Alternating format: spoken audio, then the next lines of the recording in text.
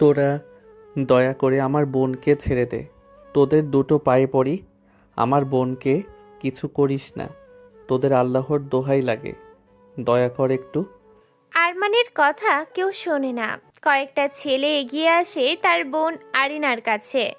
আরিনার গা থেকে সবগুলো জামা খুলে নেয়, মুখটা চেপে ধরে তাকে। তারপর নিজের ভাই আরমানের সামনে তাকে ধর্ষণ করা হয়। আরমানকে মেরে ডাস্টবিনের ভিতরে ফেলে চলে যায় ওরা। ঢাকা শহর আজ যেন নীরব হয়ে আছে। আজ থেকে 5 বছর আগে এই শহরের বুকে এক ভয়ঙ্কর ঘটনা ঘটে। আরমানের বাবা ছিল একজন সৎ এবং নির্ভীক police officer, inspector Hafizul Rahman. তিনি শহরের অন্ধকার জগতের ক্ষমতাধরদের সামনে মাথা নত করেনি। পরিণতিতে তাকে নির্মমভাবে খুন করা হয়। শুধু তাই নয়, আরমানের ছোট বোন আরিনাকে সেই ক্ষমতাধরদের লোক দিয়ে ধর্ষণ করিয়ে মানসিক ভারসাম্যহীন করে দেয়া হয়। কোনো ন্যায় বিচার মেলেনি, কারণ হত্যাকারীকে ছিল আইনের ঊর্ধ্বে থাকা প্রভাবশালী চক্র। আর তার মা, বাবা আর বোনের ছবি বুকে জড়িয়ে কাছে চিৎকার করে বলছে, কাউকে ছাড়বো না আমি। সব কটাকে কুকুরের মতো করে মারবো, সবার জীব আমি কেটে ফেলবো। আমার জীবন নষ্ট করেছিস, তোদের কাউকে বাঁচতে দেব না। সেই দিনেই আরমান প্রতিজ্ঞা করে সে প্রতিশোধ নেবে। এই শহরের আইন এবং প্রশাসন যখন তাকে রক্ষা করতে পারেনি, তখন সে নিজেই হবে এই শহরের সবচেয়ে বড় আইন। আরমান দেশ ছেড়ে চলে যায় ইন্ডিয়াতে। 5 বছর পর সে ফিরে এসেছে। এখন সে আর সেই নিরীহ ছেলেটি নেই। সে এখন আরমান চৌধুরী, আন্তর্জাতিক স্তরের এক ডার্ক টাইকুন। তার হাতের মুঠোয় এখন অস্ত্র, অর্থ এবং ক্ষমতা ঘুরে বেড়ায়। তার বাবার মৃত্যুর জন্য দায়ী সেই চক্রের মূল নেতা হলো ক্ষমতাধর শামসুল হক, যে এখন শহরের সবচেয়ে বড় শিল্পপতি এবং চোরাচালান চক্রের প্রধান হয়েছে। আরমানের লক্ষ্যের তালিকায় শামস রয়েছে 1 নম্বরে। আজ গভীর রাতে আরমান ঢাকা বিমানবন্দরে অবতরণ করে। আনুষ্ঠানিকতা শেষে সরাসরি চলে আসে তেজগাঁওয়ের একটি বিলাসবহুল সিক্রেট সেফ হাউসে। তার লোকজনের ভিড় সেখানে জমা হয়েছে। সবার চোখে মুখে আরমানকে দেখে খুশির ঝিলিক। আরমান তার পছন্দের চেয়ারে এসে বসলো। একটা সিগারেট জ্বালাতেই তার লোক এসে বলে, বস, এই সপ্তাহের মধ্যে শামসের সব রুট বন্ধ করতে হবে। শামসের রুট বন্ধ করা আমার লক্ষ্য নয় ফরহাদ, আমার লক্ষ্য হলো শামস। তাকে এমনভাবে শেষ করতে হবে যাতে তার অস্তিত্ব এই শহর থেকে মুছে যায়। আমার বাবা এবং বোনের প্রতি যে অন্যায় হয়েছে তার মূল্য তাকে দিতেই হবে। আরমানের চোখে প্রতিশোধের আগুন জ্বলছে। এই প্রতিশোধের জন্য সে মাফিয়া ডন হয়েছে। চোখের সামনে নগ্ন বোনের দেহ, মাথা কাটা বাবার লাশ, ওড়না প্যাঁচানো মায়ের শরীর যেন তাকে আরো হিংস্র করে তুলেছে। রাত 8টা বাজে। ঢাকার একটি বিলাসবহুল অ্যাপার্টমেন্টের বিশাল টিভি স্ক্রিনে ব্রেকিং নিউজ ভেসে ওঠে। খবর পাঠিকা গম্ভীর কণ্ঠে জানাচ্ছে, আজ আবারও ঢাকা বিশ্ববিদ্যালয় থেকে 2টি লাশ উদ্ধার করে পুলিশ। লাশ দুটিকে ময়নাতদন্তের জন্য পাঠানো হচ্ছে। কে বা কারা এই হত্যাকাণ্ড চালাচ্ছে তা এখনো জানা যায়নি। গত 1 মাসে এই নিয়ে মোট 5টি লাশ পাওয়া গেছে ঢাকা বিশ্ববিদ্যালয়ের মাঠ থেকে। কে বা কারা এই হত্যাকাণ্ড চালাচ্ছে তা নিয়ে তদন্ত করবে সিআইডি অফিসারেরা। এই ছিল রাত 8টার খবর। সাথে থাকার জন্য ধন্যবাদ। খবরটি দেখে টিভিটা বন্ধ করে হাসতে শুরু করে। মাফিয়া জগতের আতঙ্কের নাম লর্ড কিং। এই লর্ড কিংকে তার পরিচয় কেউ জানে না। সে যেন এক ভয়ানক কালো ছায়া। সে হাসতে হাসতে বলে, মরবে, আরও অনেক মরবে, কেউ কিচ্ছুটি করতে পারবে না। সকালে অয়ন রিক্সা স্ট্যান্ডে এসে দাঁড়ায়। পরনে সাধারণ টি শার্ট এবং জিন্স, চেহারায় শান্ত ভাব, কিন্তু চোখের দৃষ্টি তীক্ষ্ণ হয়ে আছে। একজন রিক্সা চালক আপন মনে গলা ছেড়ে গান গাচ্ছে। অয়ন এসে রিক্সা চালককে ডাকে, মামা যাবেন? কই যাইবেন মামা? ঢাকা বিশ্ববিদ্যালয়ে যাবেন? হ্যাঁ যামু, কিন্তু ভাড়া কইলাম 10 টাকা বাড়াইয়া দেওয়া লাগবো। আচ্ছা চলেন তাহলে। অয়ন রিক্সায় করে বিশ্ববিদ্যালয়ের দিকে যাচ্ছে। দুজনই নীরব। কিছু দূর যাওয়ার পর অয়ন বলে, মামা আপনার গানের গলা দেখি খুব ভালো। কোথা থেকে শিখলেন? আমাগো আর শেখা, সকালেই গাড়ি লইয়া বাহির হইছি, এখন পর্যন্ত একটাও ভাড়া মারি নাই। আপনি প্রথম। কেন? সকলেই তো এমন আতঙ্কে আছে, কখন কার উপরে হামলা হয় এইটাই তো কেউ কইতে পারে না, তাই কেউ ঘর থেকে বাহির হইতে চাই না। ও আচ্ছা। আচ্ছা। মামা, আপনি এখানে কেন যাইতাছেন? আমি ওইখানে নতুন স্টুডেন্ট, আর আজকেই যাচ্ছি। ও ভালা, আপনি কইলাম সাবধানে থাইকেন, দিনকাল কইলাম ভালো না। ওকে মামা। অয়ন ভার্সিটিতে এসে ভাড়া মিটিয়ে দিল, চারপাশে ভালো করে তাকায় এবং এরপর ভেতরে যেতে থাকে। ভেতরে যেতে সে এক মেয়ের সাথে ধাক্কা খায়। মেয়েটি পড়ে যায়, সাথে অয়ন উঠে মেয়েটির দিকে হাত বাড়ায়। এই যে মিস, উঠুন। মেয়েটি উঠেই এক দৃষ্টিতে অয়নের দিকে তাকিয়ে থাকে। এরপর অয়নের গালে ঠাস করে চড় মেরে বলে, এই ছোট লোকের বাচ্চা, তো সাহস কি করে হয় আমাকে ধাক্কা মারার? অয়ন এক দৃষ্টিতে মেয়েটির দিকে তাকিয়ে থাকে। মেয়েটি আবারও বলে, কি হলো? এই দিকে এইভাবে তাকিয়েছিস কেন? কখনো কি মেয়ে মানুষ দেখিস নেই? দেখেছি, কিন্তু তোমার মতন এত সুন্দরী দেখিনি। অয়ন মুখ চেপে ধরে। মেয়েটি রাগী দৃষ্টি নিয়ে অয়নের দিকে তাকায় এবং বলে, কি? কই কিছু না তো। এই, তোর নাম কি? আর তোকে তো মনে হয় আগে কখনো এই ভার্সিটির আশেপাশেও দেখি নেই। আপনি কি সারাক্ষণ এর দিকে ওর দিকে তাকিয়ে থাকেন নাকি? কি? আমি তাকিয়ে থাকবো কোন দুঃখে? তখনই আরেকটি মেয়ে এসে বলে, চল। এর নাবিলা জান্নাত হিয়া, বাবা মায়ের আদরের একমাত্র মেয়ে, যেমন রূপ তেমন অহংকার। এরপর হিয়া ক্লাসের দিকে চলে যায়, আর অয়ন একটু হেড ডিনের সাথে দেখা করার জন্য অফিস রুমে যায়। তখনই রাকিব এসে অয়নকে বলে, স্যার কেমন আছেন? ভালো। আর এই দিকের কি খবর কিছু জানতে পারলে? আর সবার সামনে স্যার ডাকার দরকার নেই। তবে জানতে পারিনি স্যার। আর আমাদের দলের এক একজন এক এক ক্লাসে আছে, তাই খুবই তাড়াতাড়ি কিছু ক্লু পেয়ে যাব ইনশাল্লাহ। আচ্ছা, এখন ক্লাসে যাও। আর শোনো, আমার নামটা যেন গোপন থাকে। Okay sir. আপনাকে ক্লিন সেভে চেনাই যাচ্ছে না, শামসুল আর তাদের লোকদের খুঁজে বের করব। অয়নের কিছু বলে না। সে জোরে একটা শ্বাস নেয়, প্রতিশোধের জন্য যে আর কত কি করতে হবে। আরমান থেকে অয়ন হয়েছে, নাম চেহারার পরিচয় সব পাল্টে সে এসেছে এখানে। ক্লাস শুরুর ঘন্টা বাজার পর অয়ন ক্লাসে যায়। অয়নকে দেখে হিয়া যেন আকাশ থেকে পড়েছে। অয়ন গিয়ে নিজের মতো করে বসলো। কিছু সময় স্যার এসে ক্লাস নিতে শুরু করে। হিয়ার পেছনে একটা ছেলে বসেছে। সে হিয়ার কোমরে হাত দেয়। হিয়া চিৎকার করে বলে, স্যার, নয়ন আমার গায়ে বাজেভাবে হাত দেয়। কি? নয়ন, এসব কি? সব মিথ্যা কথা স্যার, ও সব সময় সবার সাথে ঝামেলা করে। স্যার, মেয়েটা সত্য বলছে। অয়নের কথা শুনে নয়নদের স্যার মার দেয়, তারপর ক্লাস থেকে বের করে দেয় তাকে। হিয়া অবাক হয়ে তাকিয়ে থাকে অয়নের দিকে। ছেলেটা এভাবে হেল্প করবে ভাবেনি। এরপর একে একে সব কটি ক্লাস শেষ করে অয়ন বাইরে আসে। ঠিক তখনই পেছন থেকে মেয়েলি কণ্ঠে কেউ যেন ডাক দেয়।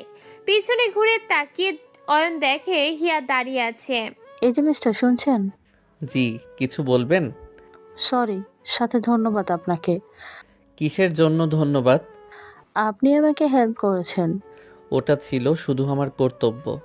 আপনার বদলে অন্য কোনো মেয়ে থাকলেও আমি তাকেও সাহায্য করতাম। ও আচ্ছা, আপনার নামটা বলবেন? অয়ন আহমেদ। Okay bye. এরপর অয়ন আর তার বাইক নিয়ে কলেজ থেকে বাসার দিকে ফিরে। হঠাৎ সে দেখে রাস্তায় কয়েকজন ছেলে মিলে একটি ছেলেকে মারছে। অয়ন তাদের কাছে এসে বাইক থামায় এবং বলতে শুরু করে, ভাই, আপনারা ছেলেটাকে মারছেন কেন? সেই কৈফিয়ত কি তোকে দিতে হবে? জি, দিতে হবে। ভালো ভালো বলছি, যেখানে যাচ্ছিস সেখানে যা, নয়তো এর সাথে সাথে তোকেও হাসপাতাল পাঠাবো। অয়ন এরপর তার বাসার দিকে রওনা দেয়। কিছু দূর গিয়ে বাইকটা থামিয়ে একটি আননোন নাম্বারে ফোন দেয়। রিং হচ্ছে, রিসিভ করতেই ওদিক থেকে ভেসে আসে, আসসালামু আলাইকুম ভাই। সিয়াম, কলেজের রাস্তার মোড়ে একটা ছেলেকে কয়েকজন মিলে মারছে। তুমি ওই ছেলেদের মেরে হাসপাতালে পাঠাও, আর মার খাওয়া ছেলেটাকে তার বাসায় পৌঁছে দিয়ে আসবে। ওকে ভাই। অয়ন ফোনটা রেখে বাইক নিয়ে বাড়িতে আসে। ফ্রেশ হয়ে ড্রেস চেঞ্জ করে বাইরে এসে দেখে তার আম্মু ও নীলা বসে আছে। এরা অয়নের পালিত মা বোন, মানে আরমানের মা বোন, আরমানের বাবার বন্ধুর পরিবারেরা। আরমানের পরিবারকে খুনিরা খুন করে চলে যায়, আরমানকেও মেরে চলে যায়। এরপর এই পরিবারের সবাই আরমানকে নিয়ে ইন্ডিয়াতে চলে আসে। প্রায় 5-7 বছর পর ওরা ফিরেছে এখানে। আরমানের অয়ন নামটা এই পরিবারের মানুষেরাই দিয়েছে, তাই এখানে থাকা সবাই অয়নের কাছে আপনজন। অয়নকে দেখে তার আম্মু বলে, অয়ন, নতুন ভার্সিটির ক্লাস কেমন হলো? ওকে, দিচ্ছি। এরপর খাওয়া দাওয়া শেষ করে অয়ন তার রুমে গিয়ে একটু ঘুম দেয়। হঠাৎ ফোনের রিংয়ের শব্দে তার ঘুম ভাঙে। ফোনটা রিসিভ করতেই ওদিক থেকে, আসসালামু আলাইকুম ভাই। ভাই, দেশে কয়েকজন উপর লেভেলের লোক অবৈধভাবে অস্ত্র পাচার সহ নারী ও শিশু পাচার করে। সবার বস মাহিন, মনে আছে ভাই? আপনি বলেছিলেন মাহিন আপনার বোনের বুকে। ওকে ভাই। এরপর অয়ন ফোনটা কেটে দিয়ে বিছানা থেকে উঠে ফ্রেশ হয়ে একটু বাইরে আসে। ঠিক তখনই পেছন থেকে নীলা ডাক দেয়, এই তো একটু বাইরে যাব। ভাইয়া, এখানে এসে তো কোথাও ঘুরতে বের হয়নি। চলো না, কালকে কোথাও থেকে ঘুরে আসি। না, এখন আর ঘোরার সময় নেই। কালকে ভার্সিটিতে ইম্পর্ট্যান্ট ক্লাস আছে। প্লিজ ভাইয়া, না করো না। অত করে যখন বলছিস তবে ঠিক আছে, কালকে বিকেলে ঘুরতে বের হব। ধন্যবাদ আমার সোনা ভাইয়া। এরপর অয়ন বাইরে বের হলো। একা একা অন্য মনস্ক হয়ে হাঁটছে আর গুনগুন করে গান গাইছে। হঠাৎ একটি দামি গাড়ি এসে অয়নের সামনে দাঁড়ায়। এই গাড়ি থেকে হিয়া বের হয়ে বলে, আপনি একে কি করেন? সামনেই আমার বাসা, এখন বাইরে একটু হাওয়া খাচ্ছি। ও, কালকে দেখা হবে, বাই। Okay bye. এরপর হিয়া চলে যায়। অয়নও বাইরে একটু ঘোরাঘুরি করে বাসায় গিয়ে বই নিয়ে পড়তে বসে। রাত 9টায় নীলা এসে খাবার খাওয়ার জন্য ডেকে যায়। অয়নও বই রেখে রুম থেকে বের হয়ে খাবার টেবিলে গিয়ে বসে। দেখে আব্বু, আম্মু ও নীলাও বসে আছে। আম্মু উঠে খাবার বেড়ে দিল। অয়ন, বড় তো হয়েছ, এবার নিশ্চয়ই পরিবারের সাথে থাকবে। প্রায় 10 বছর আগের সব ভুলে তুমি যে আবার স্বাভাবিক আছো, এটাই অনেক। পরিবারের সাথে থাকো নিশ্চয়ই। এবার বেড়াতে আসোনি, বারবার আসো আবার চলে যাও শহর থেকে। বুঝি না কি কি যে করো তুমি। চিন্তা নাই বাবা, আমি থাকবো এখন থেকে। তোমাদেরকে মা বাবা ডেকেছি, তোমাদের কথা কি ফেলতে পারি? বিজনেস সামলাবে, অনার্সটা কমপ্লিট করছো এখানে, কেন বুঝি না। দেশের বাইরে তো ভালো সুবিধা ছিল। পরে বলবো। অয়ন খাবার খেয়ে রুমে এসে কিছুক্ষণ পড়াশোনা করে মাঝরাতে বের হয়। শেষ রাতে ফিরে এসে ঘুমিয়ে পড়ে সে। সকালে নীলার ডাকে তার ঘুম ভাঙে। ঘুম থেকে উঠে ফ্রেশ হয়ে বের হতেই দেখে আব্বু, আম্মু ও নীলা সবাই টিভি দেখছে। অয়ন ওখানে গিয়ে বলে ওঠে, কি ব্যাপার, আজ সবার মনোযোগ টিভির দিকে যে? ভাইয়া, টিভিতে যে নিউজ দিয়েছে সেটা দেখ। তারপর অয়ন টিভির নিউজটি দেখে। কাল রাতে কারা যেন বাংলাদেশের সবচেয়ে বড় 4 জন টপ বিজনেসম্যানদেরকে বিশ্রীভাবে মেরে দিয়েছে। সাথে তাদের নেতা মাহিনও আছে। অয়ন আম্মুকে বলে, আম্মু, আমি একটু বাইরে থেকে ঘুরে আসছি। ঠিক আছে, তবে ভালোভাবে চলাফেরা করিস। আজকাল যে দেশে কি হচ্ছে। ওকে। এরপর অয়ন বাসার বাইরে আসে। চারদিকে কেমন যেন কোলাহল হচ্ছে। রাস্তায়, মাঠে, ঘাটে যেখানেই যাচ্ছে সেখানেই আলোচনা হচ্ছে কে 4 জন টপ বিজনেসম্যানকে মেরে ফেলতে পারে। অয়ন হাঁটতে হাঁটতে একটি চায়ের দোকানে গিয়ে বসে। ওখানে আরো কয়েকজন লোকও আছে। অয়ন দোকানদারের কাছে থেকে 1 কাপ চা নিয়ে যেই চায়ের কাপে মুখ দিবে অমনি টিভিতে নিউজ আসছে 4 জন টপ বিজনেসম্যানকে খুন করেছে গ্যাংস্টার আরমান। এই নিউজটা শোনার সাথে সাথে অয়ন লক্ষ্য করেন তার আশেপাশে লোকদের সবার মুখে একটা ভয়ের ছাপ।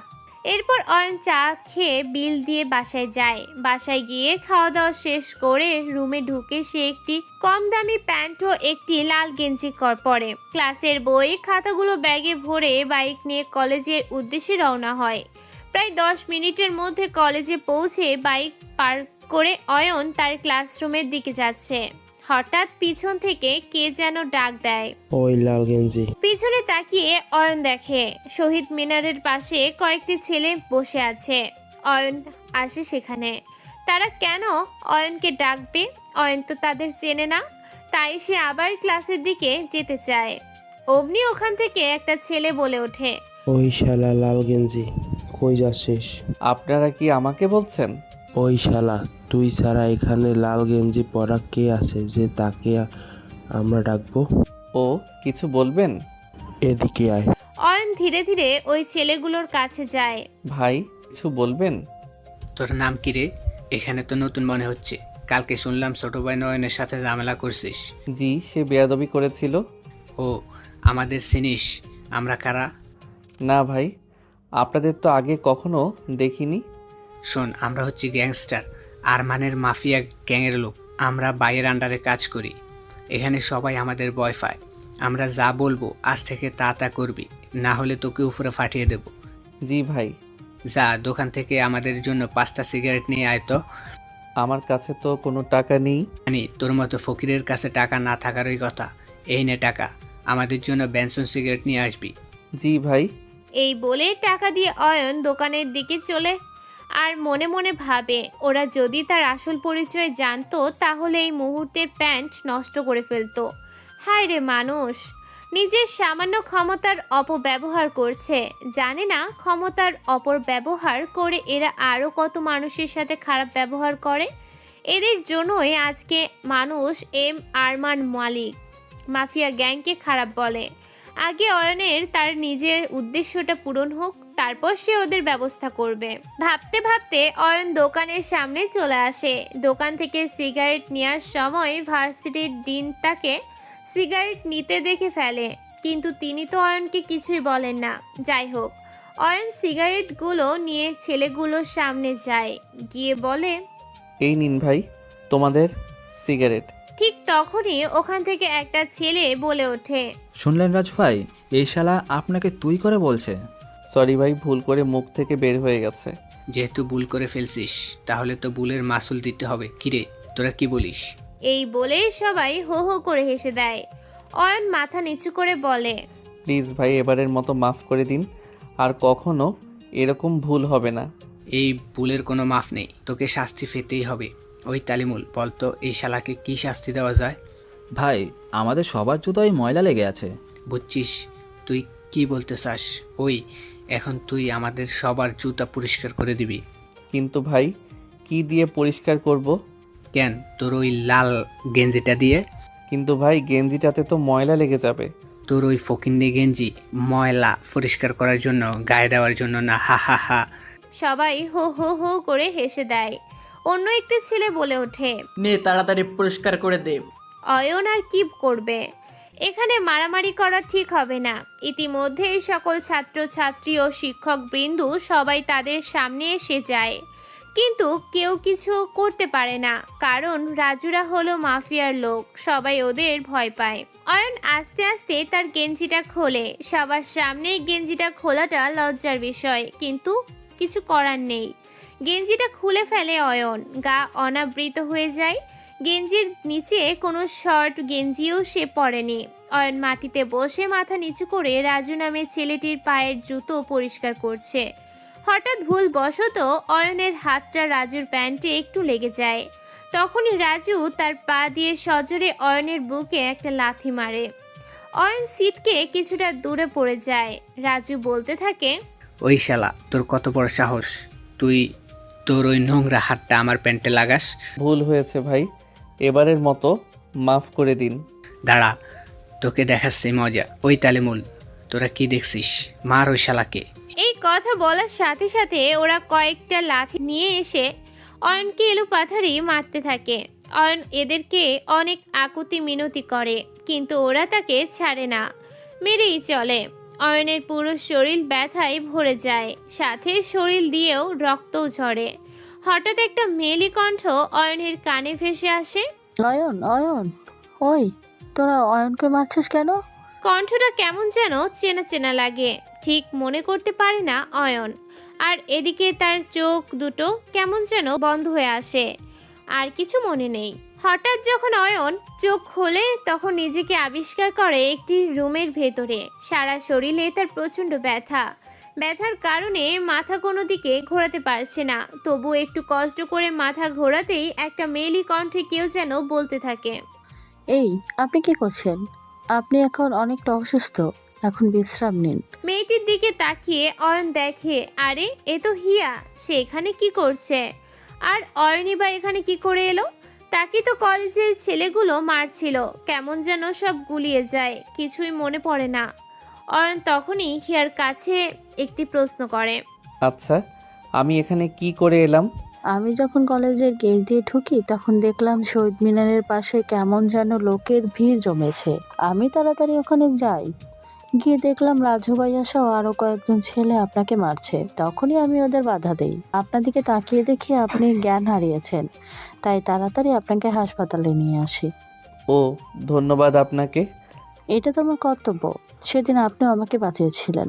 আচ্ছা, সবাই তো রাজুকে ভয় পায়, আপনি ওর কাছ থেকে কিভাবে আমাকে এখানে আনলেন? আসলে রাজু আমার বড় ভাই, তাই ও আমার কথায় আপনাকে ছেড়ে দিয়েছে। ও, এবার বুঝলাম। আপনার জন্য খাবার নিয়ে এসেছি, খাবার খেয়ে কথা হবে। হিয়া খাবার বেড়ে দেয়। ক্ষুধার চোটে অয়ন সব খাবার শেষ করে। খাওয়া দাওয়া শেষে হিয়া বলতে থাকে, আচ্ছা, আপনার আব্বু বা আম্মুর নাম্বারটা দিন, ওরা আসলে আপনাকে বাড়িতে নিয়ে যেতে পারবে। লাগবে না, আপনি চলে যান, আমি ওদের ফোন দিয়ে বলে দেব। ওরা আগে আসুক, তারপর আমি এখান থেকে যাব। শুধু শুধু আমার জন্য কষ্ট করার প্রয়োজন নেই, আমি বলছি তো, ওরা আমাকে এসে নিয়ে যাবে। ওকে, আর হ্যাঁ, আমার ভাইয়ের থেকে একটু দূরে দূরে থাকবেন, ওর উপর বিশ্বাস নেই, কখন যে কাকে কি করে বসে। ঠিক আছে। অতঃপর হিয়া চলে যায়। অয়ন তার ফোনটা বের করে একটা আননোন নাম্বারে ফোন করে। রিং হচ্ছে, ধরতেই ওদিক থেকে, হ্যালো ভাই, কি কাজ ভাই বলেন? আপনার জন্য আমি জীবন দিতে রাজি।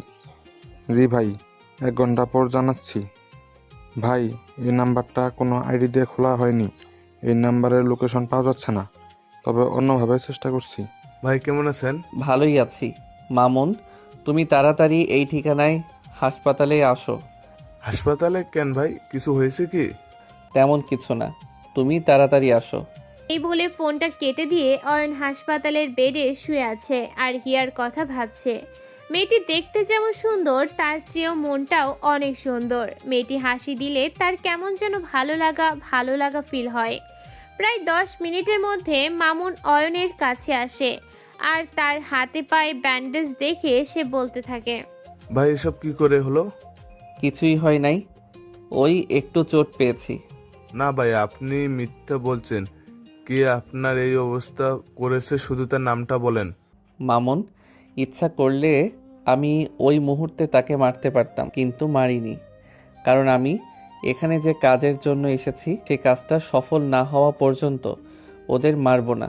ও মামুন, আমাকে আমার বাড়ি পৌঁছে দিয়ে আসো।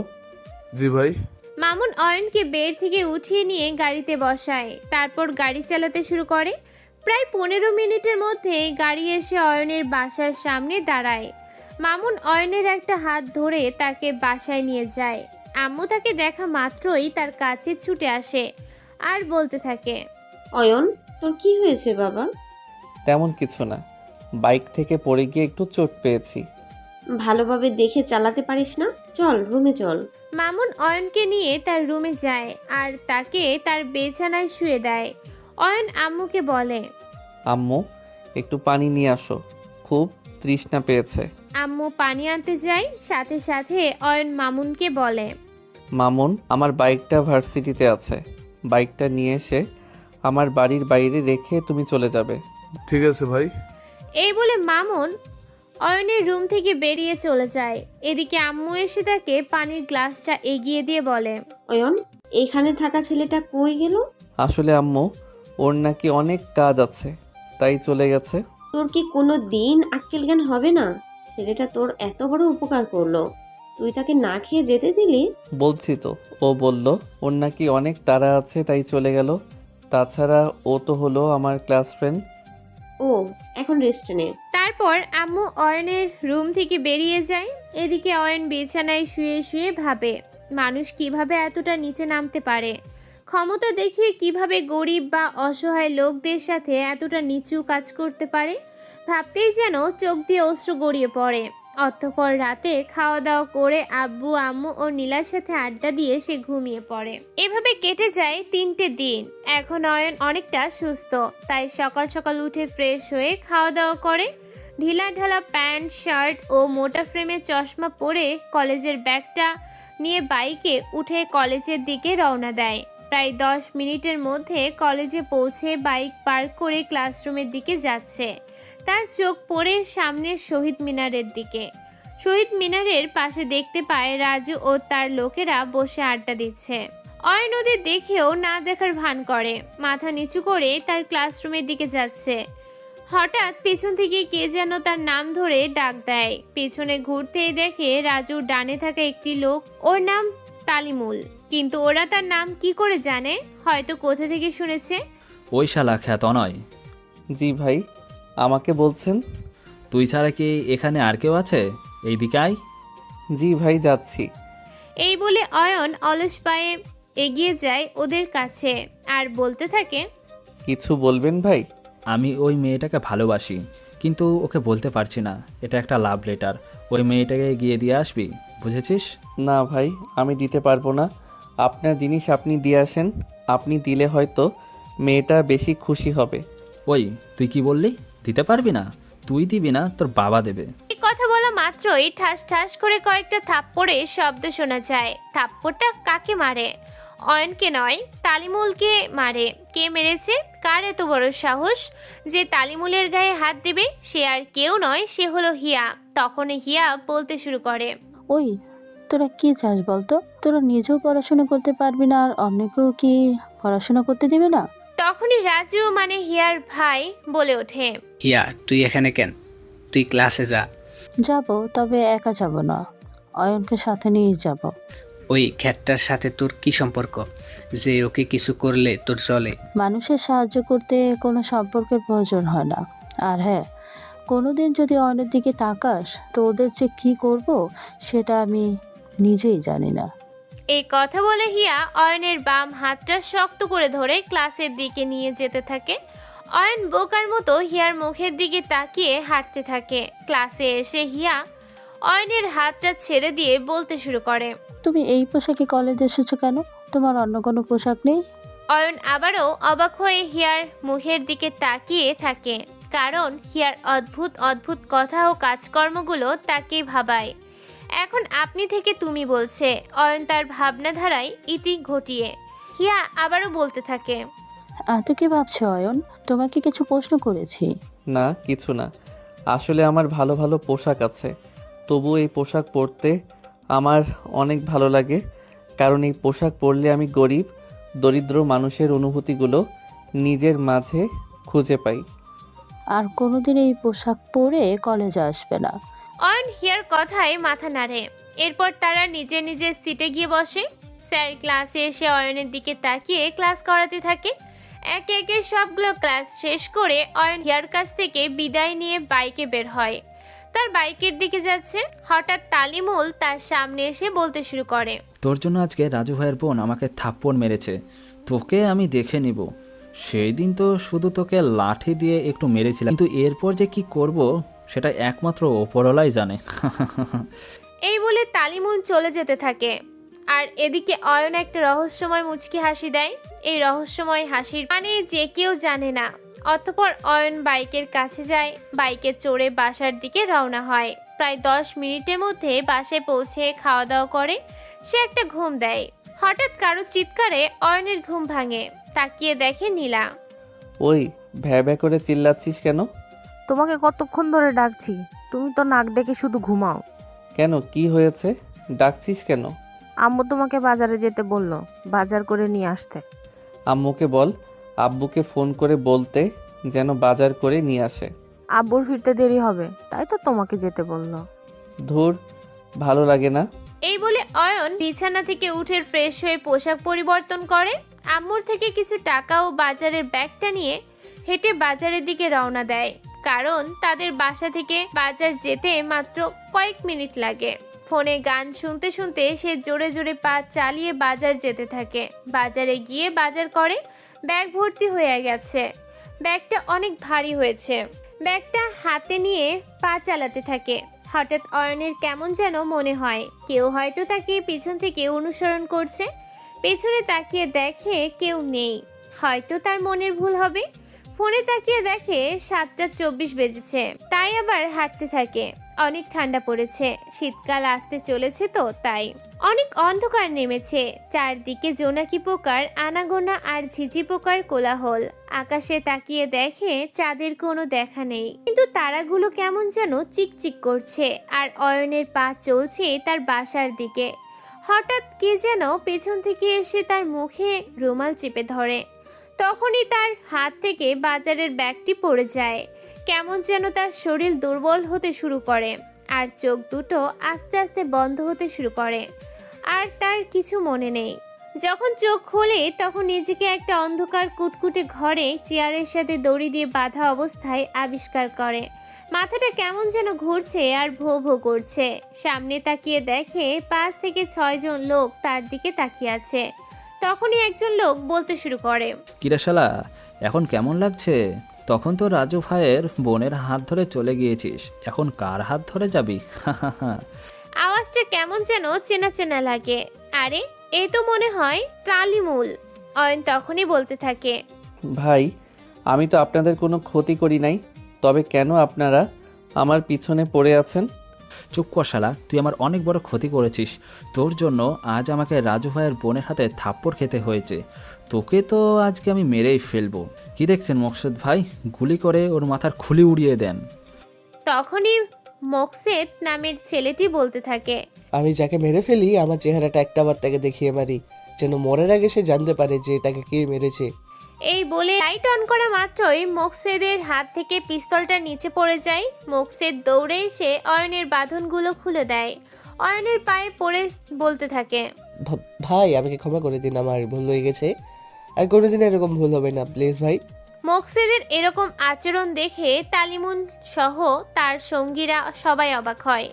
কারণ মকসেদের মতো একটা বড় মাফিয়া সামান্য একটা গরিব খ্যাত ছেলের পায়ে পড়ে ক্ষমা চাচ্ছে। তখনই তালিমুন বলতে থাকে, মকসেদ ভাই, আপনি কেন এই খ্যাতটার পায়ে পড়ে ক্ষমা চাচ্ছেন? ওই শালা চুপ কর, যদি প্রাণে বাঁচতে চাস তবে ভাইয়ের পা ধরে ক্ষমা চেয়ে নে। কেউ ওর কাছ থেকে ক্ষমা চাইতে হবে? যার ক্ষমতাতে আমার আর চলি, যার একটা ইশারায় কয়েকটি দেশ ধ্বংস হতে পারে। ইনি হচ্ছেন সেই এম গ্যাংস্টার, পুরো আন্ডারওয়ার্ল্ডের কিং। এই কথা বলার সাথে সাথে তালিমুল, রাজু সহ ওখানকার সবাই এসে অয়নের পায়ে পড়ে বলতে থাকে, ভাই আমরা ভুল করছি, আমাদের ক্ষমা করে দিন, আর জীবনেও এরকম ভুল হবে না। অয়ন 1 পা 2 পা করে এগিয়ে যায়। মাটিতে থাকা মকসেদের রাইফেলটা হাতে নেয়। একটা রহস্যময় মুচকে হাসি দিয়ে ঠাস ঠাস করে মকসেদ বাদে ওদের সবাইকে গুলি করে উপরে পাঠিয়ে দেয়। এরপর মকসেদকে বলে, মকসেদ, তোমাকে আমি বিশ্বাস করে ক্ষমতা দিয়ে এই শহরের দায়িত্বে রেখেছিলাম, আর তুমি কি না এই ক্ষমতার অপব্যবহার করছো? ছি ছি। প্লিজ ভাই এবারের মতো মাফ করে দিন। ঠিক আছে, এবারের মতো মাফ করে দিলাম। ভাই আপনাকে গাড়িতে করে আপনার পাশে পৌঁছে দিয়ে আসি। আগে বাজারে চলো।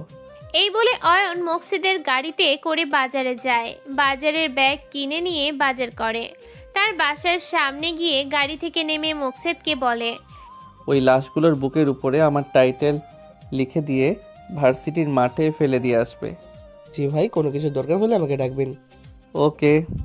এই বলে বাজারে ব্যাগটা নিয়ে বাসার ভেতরে ঢোকা মাত্রই আম্মু বলতে থাকে, তোর বাজার করতে কতক্ষণ লাগে, আর তুই ফোন ধরছিস না কেন? আসলে বাজারে আমার এক ক্লাস ফ্রেন্ডের সাথে দেখা হয়, তাই ওর সাথে একটু আড্ডা দিচ্ছিলাম, আর ফোনটা সাইলেন্ট করা ছিল। ও। সকাল 7টায় অয়নের ঘুম ভাঙে। ঘুম থেকে উঠে ফ্রেশ হয়ে তার রুম থেকে বেরিয়ে দেখে আব্বু, আম্মু ও নীলা বসে টিভি দেখছে। অয়ন ওদের কাছে গিয়ে বলতে থাকে, আজকেও সবাই টিভি দেখছো? ভাইয়া, তোমার ভার্সিটির 4 জন লোক খুন হয়েছে। জানিস কে খুন করেছে? কে খুন করেছে?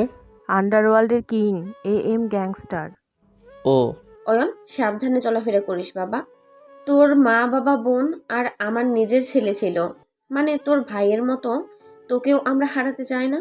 ঠিক আছে আম্মু। এই বলে অয়ন একটু বাইরে বের হয়, কিন্তু বাইরে বেশ কোলাহল হচ্ছে। সবাই বলাবলি করছে এম গ্যাংস্টার কেন কয়েকজন টপ বিজনেসম্যানদের মারার পর এই 4 জন লোককে মারলো। আসলে সে কি চায়, আর এই গ্যাংস্টার কে?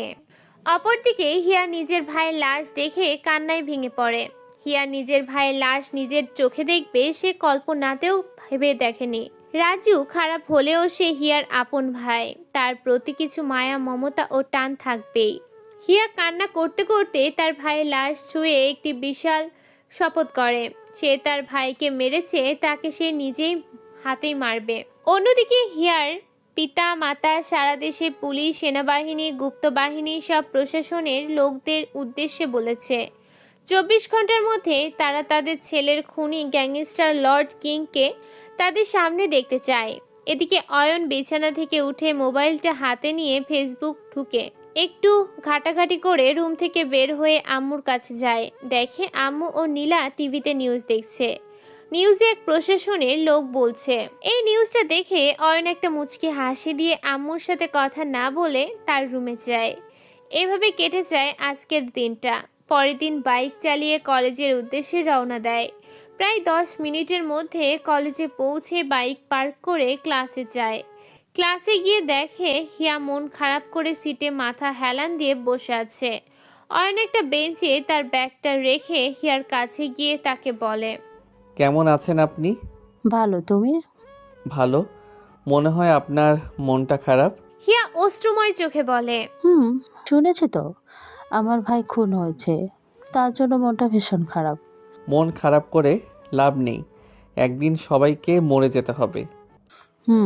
তখনই ক্লাসে স্যার আসে। অয়ন গিয়ে তার সিটে বসে। স্যার সবার দিকে একবার তাকিয়ে ক্লাস করাতে শুরু করে। একে একে সবগুলো ক্লাস শেষ করে বাইরে আসতেই পিছন থেকে কে যেন ডাক দেয়। পিছনে তাকিয়ে দেখে হিয়া। সে অয়নের সামনে এসে বলতে থাকে, অয়ন, তোমার সাথে কিছু কথা আছে, ওইদিকে একটু চলো তো। ঠিক আছে, চলো। অয়ন, আমি তোমাকে ভালোবাসি, তোমাকে ছাড়া আমি বাঁচবো না। হিয়ার মুখে ভালোবাসি কথাটা শুনতে অয়নের মুখটা উজ্জ্বল হয়ে ওঠে। বুকের বাম পাশটায় চিনচিন করতে শুরু করে। মনে হয় এখনই হিয়াকে জড়িয়ে ধরে নিজের করে নেয়, কিন্তু পরক্ষণে একটা কথা মনে হতেই তার উজ্জ্বল মুখটা অন্ধকার কালো ছায়ায় ঢাকা পড়ে। মনে পড়ে তার মাফিয়া জগতে আসার কথাগুলো। তাছাড়া একজনের কাছ থেকে তাকে প্রতিশোধ নিতে হবে।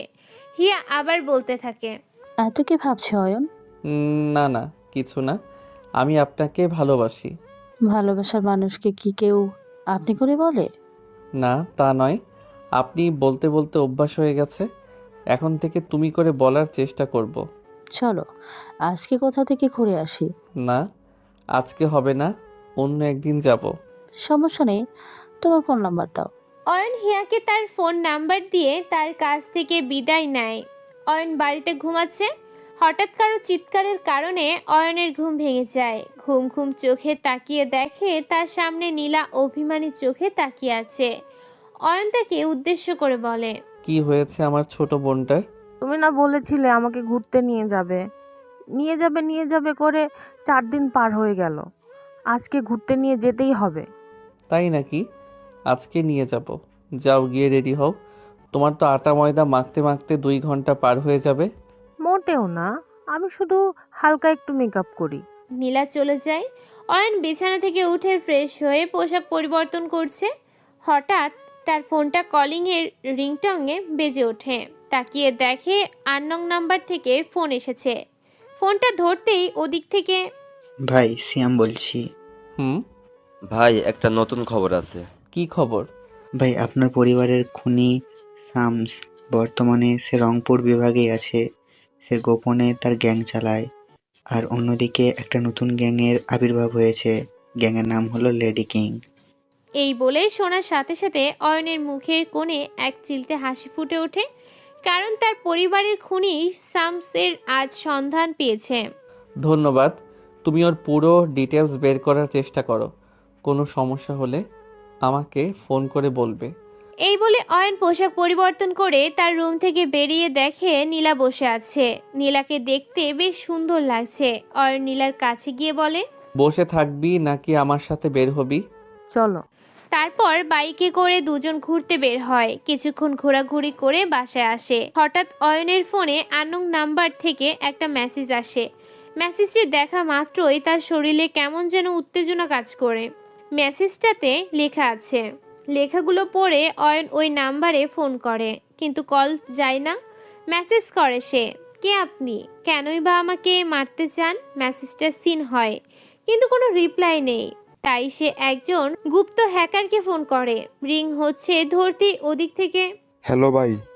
তোমাকে একটা কাজ করতে হবে। কি কাজ ভাই বলেন? আপনার জন্য আমি জীবন দিতে রাজি। তারপর অয়ন লোকটাকে মেসেজের কথাটা বলে ওই নাম্বার দিয়ে বলে, তুমি এই ফোন নাম্বারের সমস্ত ইনফরমেশন বের করে আমাকে দাও। কোন জায়গা থেকে কোন ব্যক্তি মেসেজ করছে ও তার আইডি সহ বের করো। জি ভাই, 1 ঘন্টা পর জানাচ্ছি। ঠিক আছে। কিছুক্ষণ পর মাসুম ফোন করে বলে, ভাই, এই নাম্বারটা কোনো আইডি দিয়ে খোলা হয়নি। এই নাম্বারের লোকেশন পাওয়া যাচ্ছে না, তবে অন্যভাবে চেষ্টা করছি। ও, তুমি চেষ্টা চালিয়ে যাও। অয়ন ফোনটা কেটে ঘুমানোর চেষ্টা করছে, কিন্তু কিছুতেই ঘুম আসছে না। মনে পড়ছে সেই লেডি কিং এর মেসেজের কথা। কেন লেডি কিং তাকে মারার জন্য হুমকি দিচ্ছে? কি ক্ষতি করেছে তার? এসব ভাবতে ভাবতে কখন যে ঘুমিয়ে গেছে নিজেই জানে না। এইভাবেই কেটে যায় কয়েকটি দিন। এই কদিনে অয়ন হিয়াকে প্রচুর ভালোবেসে ফেলেছে। সেও অয়নকে অনেক ভালোবাসে, তার জন্য সে সব কিছুই করতে পারে। অন্যদিকে লেডি কিং তার ভয়ঙ্কর মৃত্যুরূপী অনেক SMS তাকে পাঠায়, কিন্তু অয়ন ওই SMS গুলোতে কোনো পাত্তা দেয় না। আজ ভার্সিটিতে এসেছে অয়ন। সে ক্লাসের দিকে যাচ্ছে, হঠাৎ পেছন থেকে হিয়ার কণ্ঠ ভেসে আসে। এই অয়ন, দাঁড়াও। হ্যাঁ। স্যার বলেছে আজকে সমস্ত ক্লাস হবে না, চলো আজকে কোথাও থেকে ঘুরে আসি। না হিয়া, আমার যাওয়া হবে না, বাকি ক্লাসগুলো করতে হবে। প্লিজ অয়ন, তুমি তো আমাকে কোথাও নিয়ে যাওনি, আজকে বলছি চলো একটু ঘুরে আসি। কোথায় ঘুরতে যাবে? চলো নদীর পাড়ের ওই দিকটায় যাই। তারপর অয়ন তার বাইকের পেছনে হিয়াকে বসিয়ে নদীর পাড়ের দিকটায় যায়। হিয়া ও অয়ন হাঁটতে হাঁটতে নদীর কিছুটা কাছে গিয়ে ঘাসের উপর বসে গল্প করছে, কিন্তু অয়ন ভালোভাবে কিছুক্ষণ লক্ষ্য করে দেখে হিয়া তার ব্যাগের দিকে কেমন যেন অন্য চোখে তাকাচ্ছে। অয়ন এটাকে পাত্তা দেয় না। হিয়াকে বলে, চলো আশেপাশে একটু ঘোরাঘুরি করি। চলো। ওর ঘোরাঘুরি করতে থাকে। হঠাৎ কয়েকজন কালো পোশাক পরা মেয়ে তাদের সামনে আসে। তখন হিয়া অয়নের বুকে একটা লাথি মারে আর বলতে থাকে, হাই লর্ড কিং আরমান, আজ তো শেষ দিন। হিয়া, কে তুমি? আমি হলাম লেডি গ্যাং, তোর জম, তোকে মারতে এসেছি। আমি তোমার কি ক্ষতি করেছি যে আমাকে মারবে? ক্ষতি করিস মানে? তুই আমার ভাই রাজুকে মেরেছিস, তুই কি জানিস? আমি জানি না, আমি সব কিছুই জানি। সেদিন তুই আমার ভাই সহ 4 জনকে মেরেছিস, কিন্তু একজনকে মারতে পারিসনি। সে লুকিয়ে পালিয়ে এসে আমাকে সব কিছু বলেছে। আমি তো ওদের এমনি এমনি মারিনি।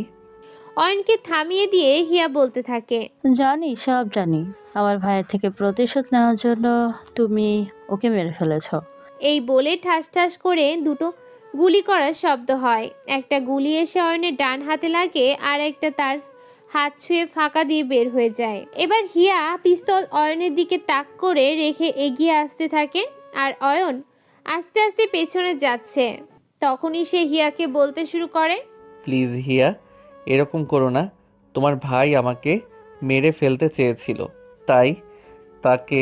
এই কথা বলার সাথে সাথেই হিয়া হিংস্রভাবে হেসে ওঠে। অয়নের দিকে একটা গুলি ছুড়ে দেয়। গুলিটা এসে তার বুকে লাগে। অনেক কষ্ট হচ্ছে, মনে হয় তার আর বাঁচাতে পারবে না। হয়তো তার ভাইয়ের কবরে ছুঁয়ে যে প্রতিজ্ঞা করেছে সেই প্রতিজ্ঞাটা তার হয়তো পূরণ হবে না। হয়তো তা আর কখনো তার পিতা মাতা ও আদরের ছোট বোনটার কাছে ফিরে যেতে পারবে না। এসব ভাবছে আর উল্টোভাবে পেছনে যাচ্ছে। পিছাতে পিছাতে একসময় নদীর পানিতে এসে পড়ে যায়। তখনই চোখে কেমন যেন ঝাপসা ঝাপসা দেখে, চোখ বুজে আসছে। হয়তো আজ এই পৃথিবীর সমস্ত মায়া ত্যাগ করে চলে যাবে এক অজানা জগতে। আর কিছু মনে নেই। অন্যদিকে হিয়া অয়নের রক্তাক্ত শরীরটা ভিডিও করে আর মুখোশ পরে ফেসবুক লাইভে এসে বলতে থাকে, ধ্বংস হয়েছে লটকি গারমান। আজ থেকে আর ওর টাইটেল থাকা লাশ কোথাও পাওয়া যাবে না। আজ থেকে আর ভয় পেতে হবে না গ্যাংস্টার লটকিং এই হিংস্র নামটা শুনে, কারণ তাকে আমি পৃথিবীকে ছেড়ে পরপারে পাঠিয়ে দিয়েছি। আর সাথে হিয়া অয়নের রক্তাক্ত শরীর ও নদীতে পড়ে যাওয়ার ভিডিওটা লাইভে প্রচার করে লাইভ থেকে বেরিয়ে আসে। প্রায় 2 ঘন্টার মধ্যে হিয়ার লাইভ ভিডিওটা সারা দেশে ভাইরাল হয়। প্রতিটা খবর ও টিভি চ্যানেলে শুধু হিয়ার লাইভ ভিডিওটাই প্রচার হচ্ছে। এই ভিডিওটা দেখে কিছু কিছু লোকের চোখে মুখে হাহাকারের চিহ্ন, আবার কিছু কিছু লোক আনন্দ প্রকাশ করছে। অন্যদিকে নীলা সিনেমা দেখতে তাদের টিভিটা অন করতে এসে চমকে ওঠে, কারণ সে টিভিটা অন করতেই তার ভাইয়ের রক্তাক্ত শরীরটা তার চোখের সামনে ভেসে ওঠে। আর তার নিচে বড় বড় অক্ষরে লেখা, লেডি কিংয়ের হাতে আন্ডারওয়ার্ল্ডের কিংয়ের অয়নের মৃত্যু। এই নিউজটা দেখা মাত্রই নীলা উচ্চস্বরে আমতা আমতা করে তার আম্মুকে ডাকে। আম্মু! আম্মু নীলার এরকম উচ্চস্বরের আওয়াজটা শুনে দৌড়ে নীলার কাছে আসে এবং বলতে থাকে, কি হয়েছে নীলা, চিল্লাচ্ছিস কেন? নীলা ঘেমে একাকার, চোখ থেকে ফোঁটায় ফোঁটায় অশ্রু ঝরে, মুখ থেকে কোনো কথাই বের হচ্ছে না, শুধু বোবার মতো টিভির দিকে তাকিয়ে আছে। তা দেখে আম্মু আবারও নীলাকে বলতে থাকে, কি হয়েছে নীলা, কথা বলছিস না কেন? আর কাঁদছিস বা কেন? এবারও নীলার মুখ থেকে কোনো কথা নেই, শুধু ফুপিয়ে ফুপিয়ে কান্না করছে আর হাত দিয়ে টিভির দিকে আম্মুকে ইশারা করছে। আম্মু টিভির দিকে দেখা মাত্রই উচ্চস্বরে চিৎকার করে কান্না শুরু করে দেয়। ইতিমধ্যেই আম্মুর কান্না শুনে আব্বু দৌড়ে এসে তাদের কাছে এসে বলতে থাকে, কি হয়েছে নীলা, তোরা কাঁদছিস কেন? নীলা অশ্রু ভরা চোখ নিয়ে আঙ্গুল দিয়ে আব্বুকে ইশারায় টিভির দিকে তাকাতে বলে। আব্বু টিভির দিকে দেখা মাত্রই অবাক হয়। তখনই আম্মু বলে ওঠে, ওগো, আমার অনেকের মতো ওই অঙ্কেও হারালাম। বারবার আমাদের সাথে এমন কেন হয়? আব্বু আম্মু এবং নীলাকে সান্ত্বনা দেয়। এভাবে কেটে যায় 3টা দিন। অন্যদিকে অয়নের জ্ঞান ফেরার পর সে নিজেকে আবিষ্কার করে একটা গোছগাছ সুন্দর ঘরের ভেতরে, হাতে ব্যান্ডেজ লাগানো, মাথাটা বেশ যন্ত্রণা করছে, সাথে সারা শরীরে ব্যথা, তবুও মাথাটা একটু ঘোরাতে চেষ্টা করছে। তখনই একটা মেলি কণ্ঠে বলতে থাকে, আরে অয়ন, তোমার জ্ঞান ফিরেছে? কণ্ঠটা বেশ চেনা চেনা লাগে, কিন্তু মনে পড়তে পারে না যে এই কণ্ঠটা কার। সাথে আরেকটা মেয়ে, মুখটাও চেনা লাগছে। মাথা ঘোরাতে চেষ্টা করছে কিন্তু পারছে না, কারণ মাথায় অনেক যন্ত্রণা করছে। তবু অনেক কষ্টে মাথাটা ঘোরাতে অয়ন অবাক হয়। সে কাকে দেখছে? এ তো হলো শাকিলা, তার বড় ভাইয়ের বউ, আর তার পাশে ওর নিজের ছোট বোন। অয়ন বলে ওঠে, ভাবি, তুমি এখানে কি করে? তুমি তো মারা গিয়েছিলে। আমার বোন? মরতে মরতে বেঁচেছি। তোমার বোনের বাকশক্তি চলে গেছে, কাউকে সে চেনে না। আমি তাকে বাঁচিয়েছিলাম। যাই হোক, হয়তো তোমার ভাইয়ের মৃত্যুর প্রতিশোধ নেওয়ার জন্য আল্লাহ আমায় বাঁচিয়ে রেখেছিল। হয়তো, কিন্তু আমি এখানে কি করে এলাম? আমি এনেছি। ধন্যবাদ ভাবি, তুমি না থাকলে আজ আমার কি যে হতো। মিথিলা, ধন্যবাদ আমাকে নয়, উপরওয়ালাকে দাও। তিনি তোমাকে মারাত্মক অবস্থা থেকে বাঁচিয়েছে। মিথিলা চলে যায়। আরমান মানে অয়নের পরিবারের সবাইকে মারতে আসে কয়েকজন। তার বাবার বন্ধুর ছেলে অনিকও ছুটে আসে। অনেককেও মারে তারা। ভাবিও ছিল সেখানে, কিন্তু তারা বেঁচে যায়। অয়ন রুমে শুয়ে হিয়ার কথা ভাবে, কত ভালোবাসতো তাকে, আর সেই আজকে তাকে দূরে ঠেলে দিল। এই কথাগুলো মনে উঠতেই নিজের অজান্তেই তার চোখ দিয়ে কয়েক ফোঁটা অশ্রু গড়িয়ে পড়ে। নিজেই নিজেকে প্রশ্ন করে, ভালোবাসার জন্য কি অন্যায়কে মেনে নেওয়া যাবে? যেমন অন্যায়টা হিয়ার ভাই তার এবং নিরাপরাধ মানুষের সাথে করেছে। না, ভালোবাসার জন্য সে কখনো অন্যায়কে মেনে নিবে না। হিয়ার ভালোবাসাটা সত্যি ছিল না, তাই হয়তো আজকে সে তার থেকে আলাদা, বিচ্ছিন্ন। এসব ভাবতে ভাবতে কখন যে ঘুমিয়ে গেছে নিজেই জানে না। কিছু সময় পর ভাবি আসে সেখানে। অয়ন, তোমার পরিবারের আর আমার স্বামীর খুনি জোকার কিং এই শহরে আছে। কোনো এক ভদ্রলোকের মুখোশের আড়ালে সে। তাহলে ভাবি, আমি সারা শহরে লোক লাগিয়ে দিচ্ছি।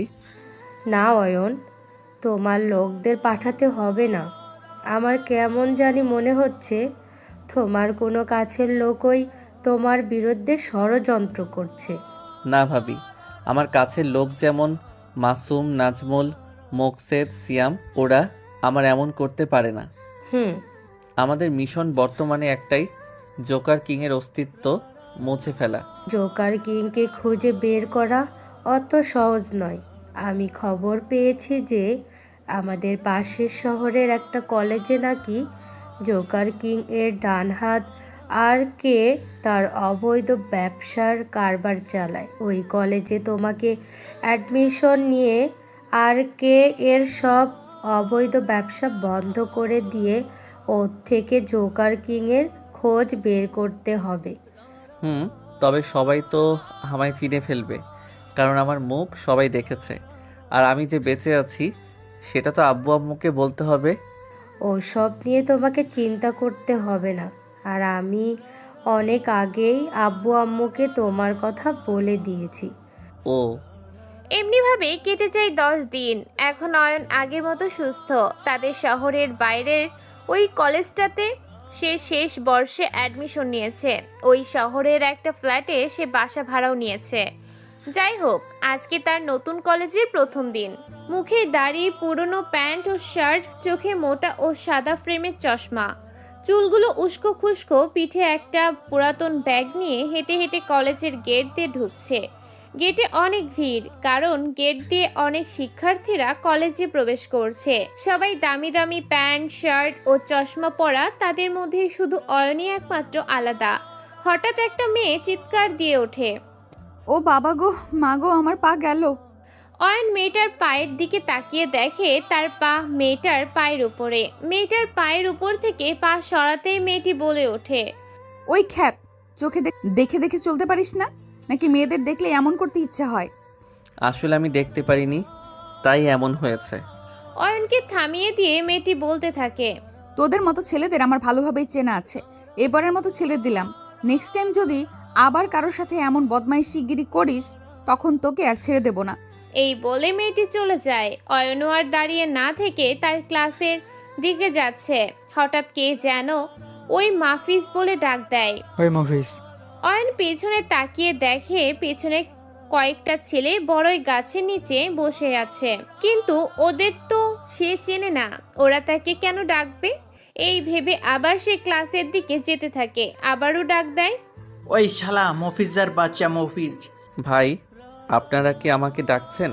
ওই শালা, তুই ছাড়া কি এখানে অন্য কেউ আছে যে তাকে ডাকবো? এদিকে আয় তাড়াতাড়ি। ভাই, কিছু বলবেন? ওই শালা মফিজ, বল তো, তোকে কতক্ষণ ধরে ডাকছি? ভাই, আমার নাম তো মফিজ না, আপনারা মফিজ বলে ডাকছেন, তাই আমি ভাবলাম হয়তো অন্য কাউকে ডাকছেন। সেটা তো বুঝলাম, এবার বল তোর নাম কি? আমার নাম অয়ন আহমেদ। কলেজে নতুন নাকি? ভাই। ও, তাই হয়তো তুই আমাদের চিনিস না। আমরা হলাম আর কে ভাইয়ের লোক। আমাদের কথাই এই কলেজের সবাই চলে। আজ থেকে আমরা যা বলবো তুই তাই করবি। জি ভাই। নে, এবার একটা কাজ করতো। এই কাজ ভাই? ওই যে দূরে একটা মেয়ে দেখছিস, ওই মেয়েটাকে এই চকলেটের বক্সটা দিয়ে বলবি ডন ভাই আপনাকে দিতে বলেছে। ভাই, আপনার জিনিস আপনি দিলে হয়তো মেয়েটা অনেক খুশি হবে। আসলে ওই মেয়েটা আমার জিএফ, ওর সাথে আমার একটু ঝগড়া হয়েছে, তাই ও আমার উপর অভিমান করে আছে। এবার যা, তুই গিয়ে বক্সটা দিয়ে আমার কথা বলবি। ভাই, আপনার পাশে আপনার বন্ধুগুলো আছে, বক্সটা ওদেরকে দিয়ে পাঠিয়ে দেন। তখনই অন্য একটি ছেলে বলে ওঠে, ওই শালা বড় ভাই তোকে যা বলেছে তাই গিয়ে কর, নয়তো তোকে আজ মেরে এমন অবস্থা করবো যে নিজের নামটাই ভুলে যাবি। জি ভাই, যাচ্ছি। অয়ন হাঁটছে আর ভাবছে, এই চকলেটের বক্স মেয়েটাকে দিলে কি আর হবে? হয়তো মেয়েটি খুশিই হবে। সে দ্রুত গতিতে মেয়েটির কাছে গিয়ে বলল, আপু, এই নিন চকলেটের বক্স, ডন ভাই আপনাকে দিতে বলেছে। মেয়েটা চকলেটের বক্সটা খোলে, বক্সের ভিতরে একটু দেখে, ঠাস ঠাস করে অয়নের গালে কষে কয়েকটা থাপ্পড় বসিয়ে দেয় আর বলতে থাকে, বদমাইশি করার জায়গা পাসনি? তোকে এই গেটের সামনে দেখেই আমার সন্দেহ হয়েছিল তুই একটা বদমাইশ। তোদের ঘরে কি মা বোন নেই যে তোরা মেয়েদের সাথে এরকম ব্যবহার করিস? আপু, আমি তো আপনাকে এই চকলেটের বক্সটা দিতে চাইনি। ডন ভাই নাকি আপনার বিয়ে, উনি তো আপনাকে দিতে বললেন। তখনই মেয়েটা বক্সটা উল্টো করে মাটিতে ফেলে দেয়। বক্সের ভেতর থেকে যেগুলো বের হয় সেগুলো দেখে অয়ন তো অবাক। বক্সের ভেতর থেকে মেয়েদের পরনের ছোট ছোট কাপড় বের হলো। অয়ন বলতে লাগলো, আপু, আমি কিছু জানি না, সত্যিই জানি না। ওই ছেলেগুলো তো আপনাকে বক্সটা দিতে বলল। আঙ্গুল দিয়ে বড়ই গাছের দিকে দেখিয়ে দিতেই অয়ন দেখলো ওখানে ছেলেগুলো নেই। মেয়েটা বলতে লাগলো, কই, ওখানে তো কেউ নেই। নিজেই বদমাইশিগিরি করবি আর অন্য লোকেদের দোষ দিবি? তখনই ওখানে বড়ই গাছের নিচে বসে থাকা ছেলেগুলো আসলো। আর অয়নকে যে ছেলেটার বক্সটা দিয়েছিল সে মেয়েটাকে বলতে লাগলো, বন্যা, কি হয়েছে? কোনো সমস্যা? আপু, এই ছেলেগুলো আমাকে এই বক্সটা দিয়েছিল আপনাকে দিয়ে দিতে। ওই ছেলেটা অয়নকে বলতে লাগলো, বক্স দিয়েছে মানে? কিসের বক্স? আমি তোকে দিয়েছি? মিথ্যা বলার জায়গা পাসনি? তখনই বন্যা নামের মেয়েটি অয়নকে আবার ঠাস ঠাস করে কয়েকটা থাপ্পড় দিয়ে বলতে লাগলো, চুপ কর তুই, আর কত মিথ্যা বলবি? লিটন ভাই ওই বদমাইশটা আমাকে এই নোংরা কাপড়গুলো একটা বক্সের ভেতরে ভরে চকলেটের বক্স বলে দিয়েছে। তখনই ছেলেগুলো অয়নকে এলোপাথারি মারতে থাকে। অয়নকে মারা দেখে কলেজের সকল ছাত্র ছাত্রীরা তাদের চারপাশে ভিড় জমায়। ছেলেগুলো বলতে লাগলো, তোর মতো ছেলেদের জন্য আজকে আমাদের কলঙ্ক, আজকে তোকে মেরেই ফেলবো। লিটন ভাই, এদের মতো ছেলেদের মেরে কোনো লাভ নেই। একে এমন শিক্ষা দাও আর যেন জীবনে কোনো মেয়ের দিকে তাকাতে না পারে, আর একে দেখে যেন বাকি সব ছেলেগুলো শিক্ষা নিতে পারে। একে এই ছোট ছোট কাপড়গুলো পরে কলেজের চারপাশে ঘুরতে হবে। এটাই হলো এর বদমাশের একমাত্র উপযুক্ত শাস্তি। হ্যাঁ, এদের মতো বদমাইশের এমন শাস্তি দেওয়া লাগবে। মার খেয়ে অয়নের মুখ থেকে রক্ত ফোটায় ফোটায় পড়তে থাকে। মুখের ব্যথায় সে কথাও বলতে পারছে না। তবুও অনেক কষ্টে লিটনদের দিকে দেখিয়ে বলতে লাগলো, প্লিজ আপু, বিশ্বাস করেন, আমি এই বক্সটা আপনাকে দিতে চাইনি। এরা আমাকে। আর কিছু বলতে না দিয়ে লিটন অয়নের মুখে একটা লাথি মারে। অয়ন কিছুটা দূরে গিয়ে ছিটকে পড়ে যায়। তখনই লিটন বলতে লাগলো, তুই তো দেখি মিথ্যা কথা বলা ছাড়বি না। এই কাপড়গুলো তাড়াতাড়ি পর। প্লিজ ভাই, আমার সাথে এরকম করবেন না। অয়নের কথা ওরা কেউ শুনলো না। লিটন ওর লোকদের বলতে লাগলো, ওই আপন, তোরা কি দেখছিস? এই শালা তো দেখছি কথা শুনবে না। ওর হাত ও পা দুটো ধর। তখনই ওর লোকগুলো অয়নের কাছে এসে তার হাত ও পা দুটো চেপে ধরে। আর লিটন তাকে ওই ছোট ছোট কাপড়গুলো পরিয়ে দিয়ে তাকে ছেড়ে দেয়। অয়ন মাথাটা নিচু করে বসে আছে আর মনে মনে বলছে, তোরা যদি আমার আসল পরিচয় জানতি তবে তোরা আমাকে অপমান তো দূরের কথা, আমাকে কথা বলার সাহসও পেতিস না। অন্যদিকে কলেজের সকল ছাত্র ছাত্রী তাকে দেখে মজা নিচ্ছে আর সবাই তাদের ফোন বের করে অয়নের ছবি তুলছে। তা দেখে অয়ন তার মুখটা দু হাতের পাতা দিয়ে আড়াল করতে চেষ্টা করলো, কিন্তু পারল না, কারণ কতক্ষণ আর এভাবে থাকবে। তখনই ঘন্টার বেল পড়ে। সবাই সবার ক্লাসের দিকে যায়। অয়নও তাদের তাড়াতাড়ি করে ছোট কাপড়গুলো খুলে ফেলে, মুখের রক্তটুকু মুছে তার ব্যাগটা নিয়ে ক্লাসে যায়। ক্লাসে গিয়ে সবার শেষে লাস্ট বেঞ্চ গিয়ে বসে। স্যার ক্লাসে এসে তাকে বলতে থাকে, এই ছেলে, তুমি কে? স্যার, আমি এই কলেজে নতুন ভর্তি হয়েছি। অন্যদিকে একটা মেয়ে বলতে থাকে, স্যার ও স্টুডেন্ট নয়, ও হলো বাদাম বিক্রেতা। এই কথা শুনে সারা ক্লাসে হাসির রোল পড়ে যায়। অয়ন মাথা নিচু করে দাঁড়িয়ে আছে। তখনই স্যার বলতে থাকে, এই তোরা চুপ কর। আচ্ছা, তোমার নাম কি আর কোন কলেজ থেকে এসেছো? জি, আমার নাম অয়ন, ঢাকা কলেজ থেকে এসেছি। ওই কলেজটা তো অনেক ভালো, ও নামকরা কলেজ। ওই কলেজ থেকে এখানেই বা কেন এলে? আসলে স্যার, আমার বাবা বদলি হয়ে রংপুরে এসেছে, তাই এখানে ভর্তি হয়েছি। অন্যদিকে দিক থেকে আবারও একটা মেয়ে বলতে থাকে, স্যার ও খ্যাত বলে ওই কলেজের সবাই ওকে দেখতে না পেরে তাড়িয়ে দিয়েছে। আগের বারের ন্যায় এবারও সারা ক্লাস জুড়ে হাসির রোল পড়ে যায়। অয়ন এবারও মাথা নিচু করে দাঁড়িয়ে আছে। চুপ করো তোমরা। একজন অসহায় লোককে দেখলে শুধু মজা করতে ইচ্ছে করে, তাই না? ভেবে দেখেছো কি আজ ওর জায়গায় যদি তোমরা থাকতে তবে কেমন হতো? তখনই একটা মেয়ে দাঁড়ায়। মেয়েটাকে দেখে অয়ন অবাক হয়, কারণ মেয়েটি অবাক হলো বন্যা। বন্যা বলতে থাকে, স্যার এই ছেলেটা বদমাইশ। তারপর বন্যা আজকে সকালে সব ঘটনা স্যারকে খুলে বলে। বন্যার কথা শুনে স্যার অয়নের দিকে একটা রাগী দৃষ্টি নিয়ে তাকিয়ে বলতে থাকে, এই ছেলে, বন্যা যা বলছে সেগুলো কি সত্যি? স্যার, লিটন নামের ছেলেগুলোই আমাকে ওই বক্সটা দিয়েছিল আর ওকে দিতে বলেছিল। স্যার, ও মিথ্যা বলছে। কে মিথ্যা বা কে সত্যি বলছে সেটা যাচাই বাছাই করার সময় নেই এখন। চলো ক্লাস শুরু করি। তারপর স্যার ক্লাস করাতে থাকে। একে একে সবগুলো ক্লাস শেষ করে ব্যাগটা পিঠে নিয়ে অয়ন তার বাসায় দিকে যেতে থাকে।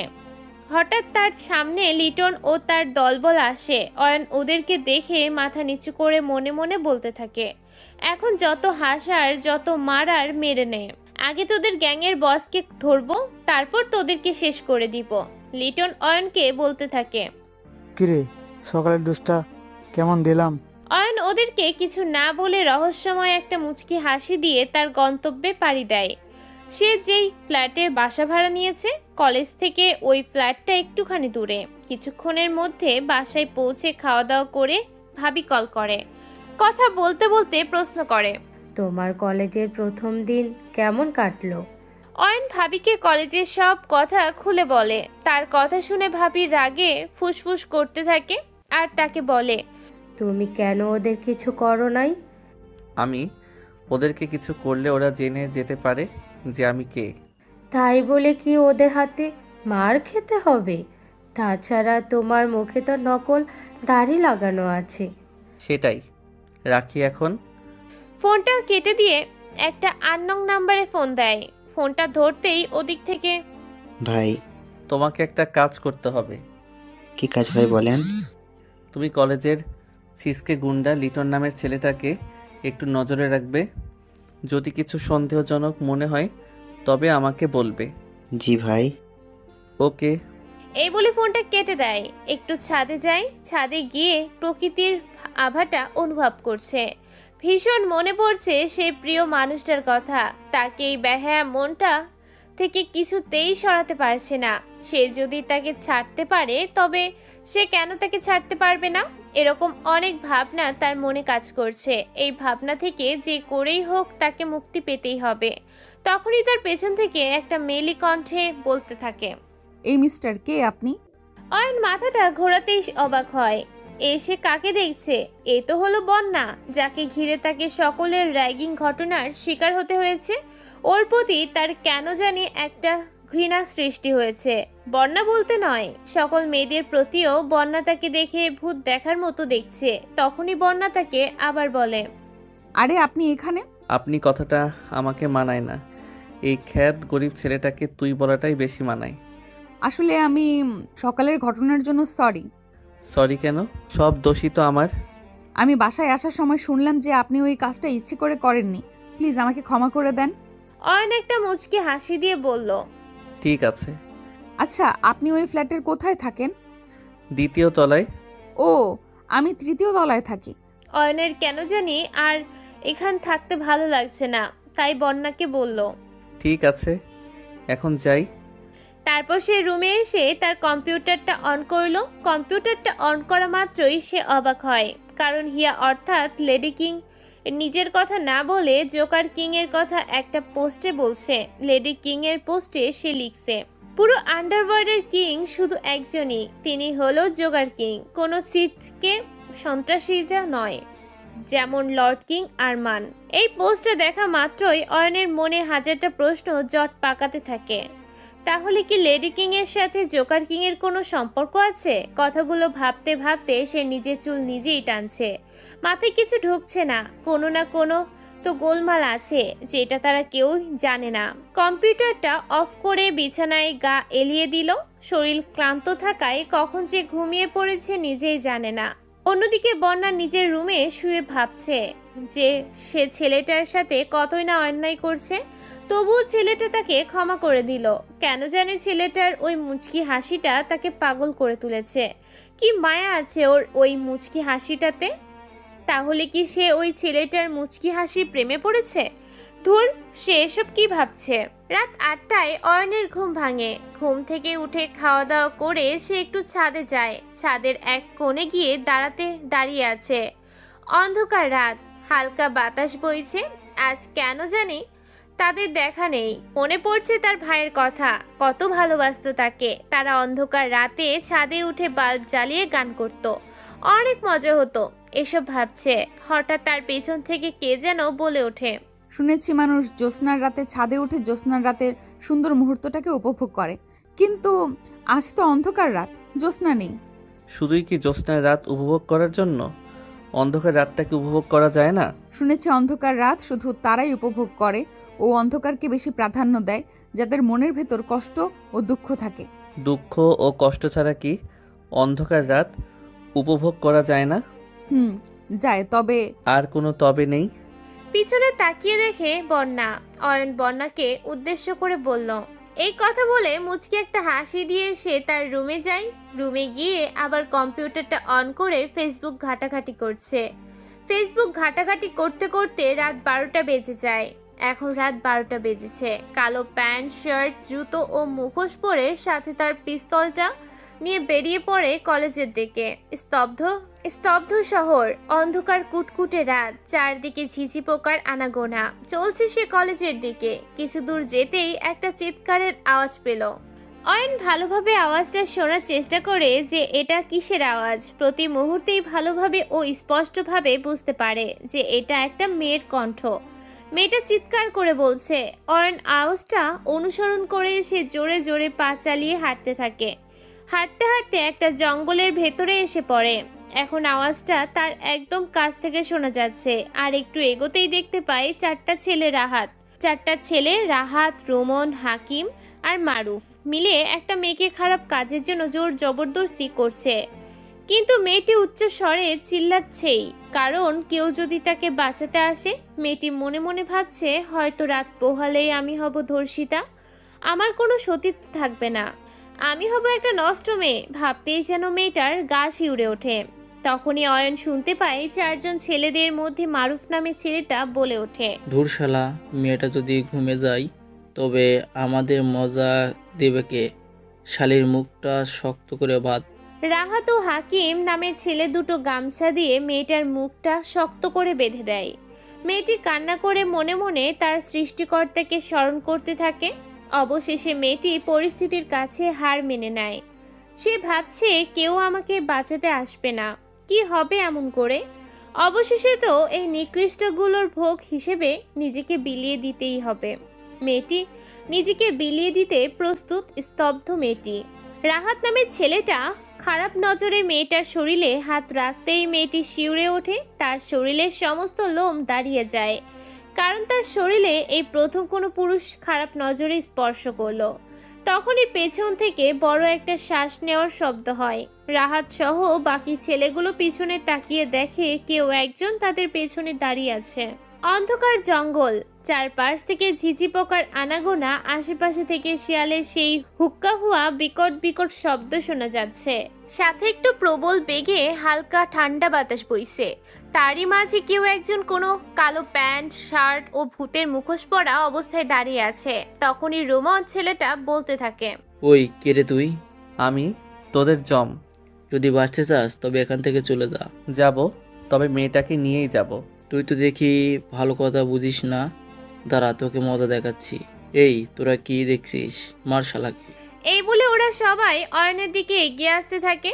অয়ন তার রাইফেল 420টা বের করে ঠাস ঠাস করে ওদের সবাইকে উপরে পাঠিয়ে দেয়। তারপর মেয়েটার কাছে যায়। দেখলো মেয়েটা ভয় পেয়ে আছে। অয়ন মেয়েটার কাছে গিয়ে বলল, এত রাতে এখানে কি করছিলে? মেয়েটা কাঁপা কাঁপা কণ্ঠে বলল, প্রেম ভালোবাসা মিথ্যা, বিশ্বাস করো না জীবনে এই প্রেম নামক শব্দটাকে। মেয়েটা কোনো কথা বলল না। অয়ন এবার বলল, আচ্ছা তোমার বাসা কোথায়? তারপর অয়ন মেয়েটাকে তার বাসায় পৌঁছে দিয়ে কলেজের দিকটায় যায়। চুপি চুপি কলেজের গেটের সামনে গিয়ে দেখছে ওখানে দারোয়ান নাক ডেকে ঘুমাচ্ছে, কিন্তু কলেজের গেটটা সে খোলা দেখতে পায়। এত রাতে কলেজের গেট খোলা কেন? কে আছে কলেজের ভেতরে? দেখতে হবে। তাই চুপি চুপি কলেজের ভেতরটায় ঢুকলো। এই বলে আর কে ভাই, জোগাড় কিং আপনাকে 14 তারিখে তার সঙ্গে দেখা করতে বলেছে। তাই নাকি? কখন, কোথায় দেখা করবে? সময় হলে সবই জানতে পারবেন। ঠিক আছে, আর আমার কাছে 40 জনের মতো মহিলা আছে। কাল না হয় তার পরের দিন ওদেরকে ইংল্যান্ড পাচার করার ব্যবস্থা করো। কালকেই ওদের পাচার করব। বড় মালদার পার্টি আছে, অনেক টাকা পেমেন্ট করে। তাই নাকি? ভাই, ওকে, আজকে উঠি। ঠিক আছে। এবং বাকি লোকেরা রুমের বাইরে আসতে থাকে। অয়ন চুপি চুপি কলেজের গেটের বাইরে এসে একটা দোকানের আড়ালে লুকিয়ে থাকে। কিছুক্ষণের মধ্যে আরকে এবং বাকি লোকেরা গেটের বাইরে আসে। একটা ছেলে দারোয়ানকে ডাকতে লাগলো। ওই দারোয়ান, ওই সালা দারোয়ান, জি ভাই। এই নে তোর বকশিস। আর আমরা যে এখানে আছি সে কথা যেন কেউ জানতে না পারে। আপনি কি যে বলেন ভাই, আমি ছাড়া কেউ জানতে পারবে না। ঠিক আছে, মনে থাকে যেন। দারোয়ান ঘুম থেকে উঠে থতমত খেয়ে বলতে থাকে। এই বলে ওরা সবাই কিছু দূর হেঁটে গিয়ে দূরের দুটো গাড়িতে করে চলে যায়। আর দারোয়ান গেট বন্ধ করে দিয়ে আবারও ঘুমের দেশে চলে যায়। এবার অয়ন বিষয়টা বুঝতে পারল যে দারোয়ান ওদের টাকার মায়ে পড়েছে। মনে করছে এই দারোয়ানকে এখনই গুলি করে তাকে ঘুমের জমের বাড়ি পাঠাই। কিন্তু পরক্ষণে সে ভাবতে থাকে দারোয়ানকে মারাটা ঠিক হবে না, কারণ দারোয়ান হচ্ছে তার মূল অস্ত্র। তাকে দিয়ে সে সফল হতে পারে। এখানে আর না থেকে বাসায় গিয়ে পোশাক পরিবর্তন করে একটা আননোন নাম্বারে ফোন দেয়। রিং হচ্ছে, ফোনটা ধরতেই ওদিক থেকে। সিয়াম কলেজ থেকে কিছু দূর দূরে একটা জঙ্গল আছে। ওই জঙ্গলে 4টা লাশ পড়ে আছে। ওদের গায়ে আমার টাইটেল এঁকে দিয়ে কলেজের মাঠে ফেলে দিয়ে আসবি। কিন্তু ভাই, সবাই তো জেনে যাবে যে আপনি বেঁচে আছেন। যাবে, তবে লেডিং কিং কখনোই বিশ্বাস করবে না যে আমি বেঁচে আছি, কারণ সে আমাকে নিজের হাতেই গুলি করেছে। এর মধ্যে একটা রহস্য আছে, তুমি বুঝবে না। যে কাজটা তোমাকে দিয়েছি সেই কাজটা করো। ওকে ভাই। এই বলে ফোনটা কেটে দিয়ে বিছানায় গা এলিয়ে দিল। নিজের অজান্তেই কখন যে ঘুমিয়ে পড়েছে নিজেই জানে না। হঠাৎ ফোনের রিংয়ের শব্দে তার ঘুমটা ভেঙে গেল। ঘুম ঘুম চোখে তাকিয়ে দেখে ভাবি ফোন দিয়েছে। ফোনটা রিসিভ করতেই ওদিক থেকে, কতক্ষণ ধরে ফোন দিচ্ছি, তুমি এতক্ষণ কি করছিলে? কেন ঘুমিয়েছিলাম। এখন কয়টা বাজে যে এখনো ঘুমাও? ফোনের দিকে তাকিয়ে দেখে সকাল 10টা বাজে। আসলে কাল রাতে। নিশ্চয়ই 4টা।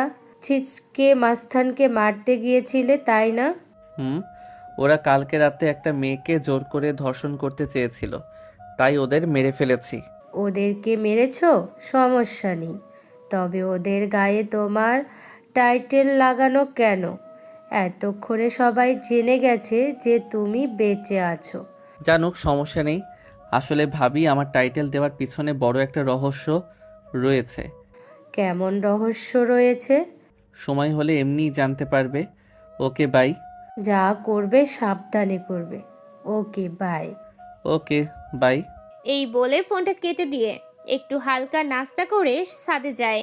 ছাদের একটা কোণে রোদের মধ্যে দাঁড়িয়ে আছে। গত দিনের চেয়ে আজকে রোদের তাপটা একটু বেশি মনে হচ্ছে।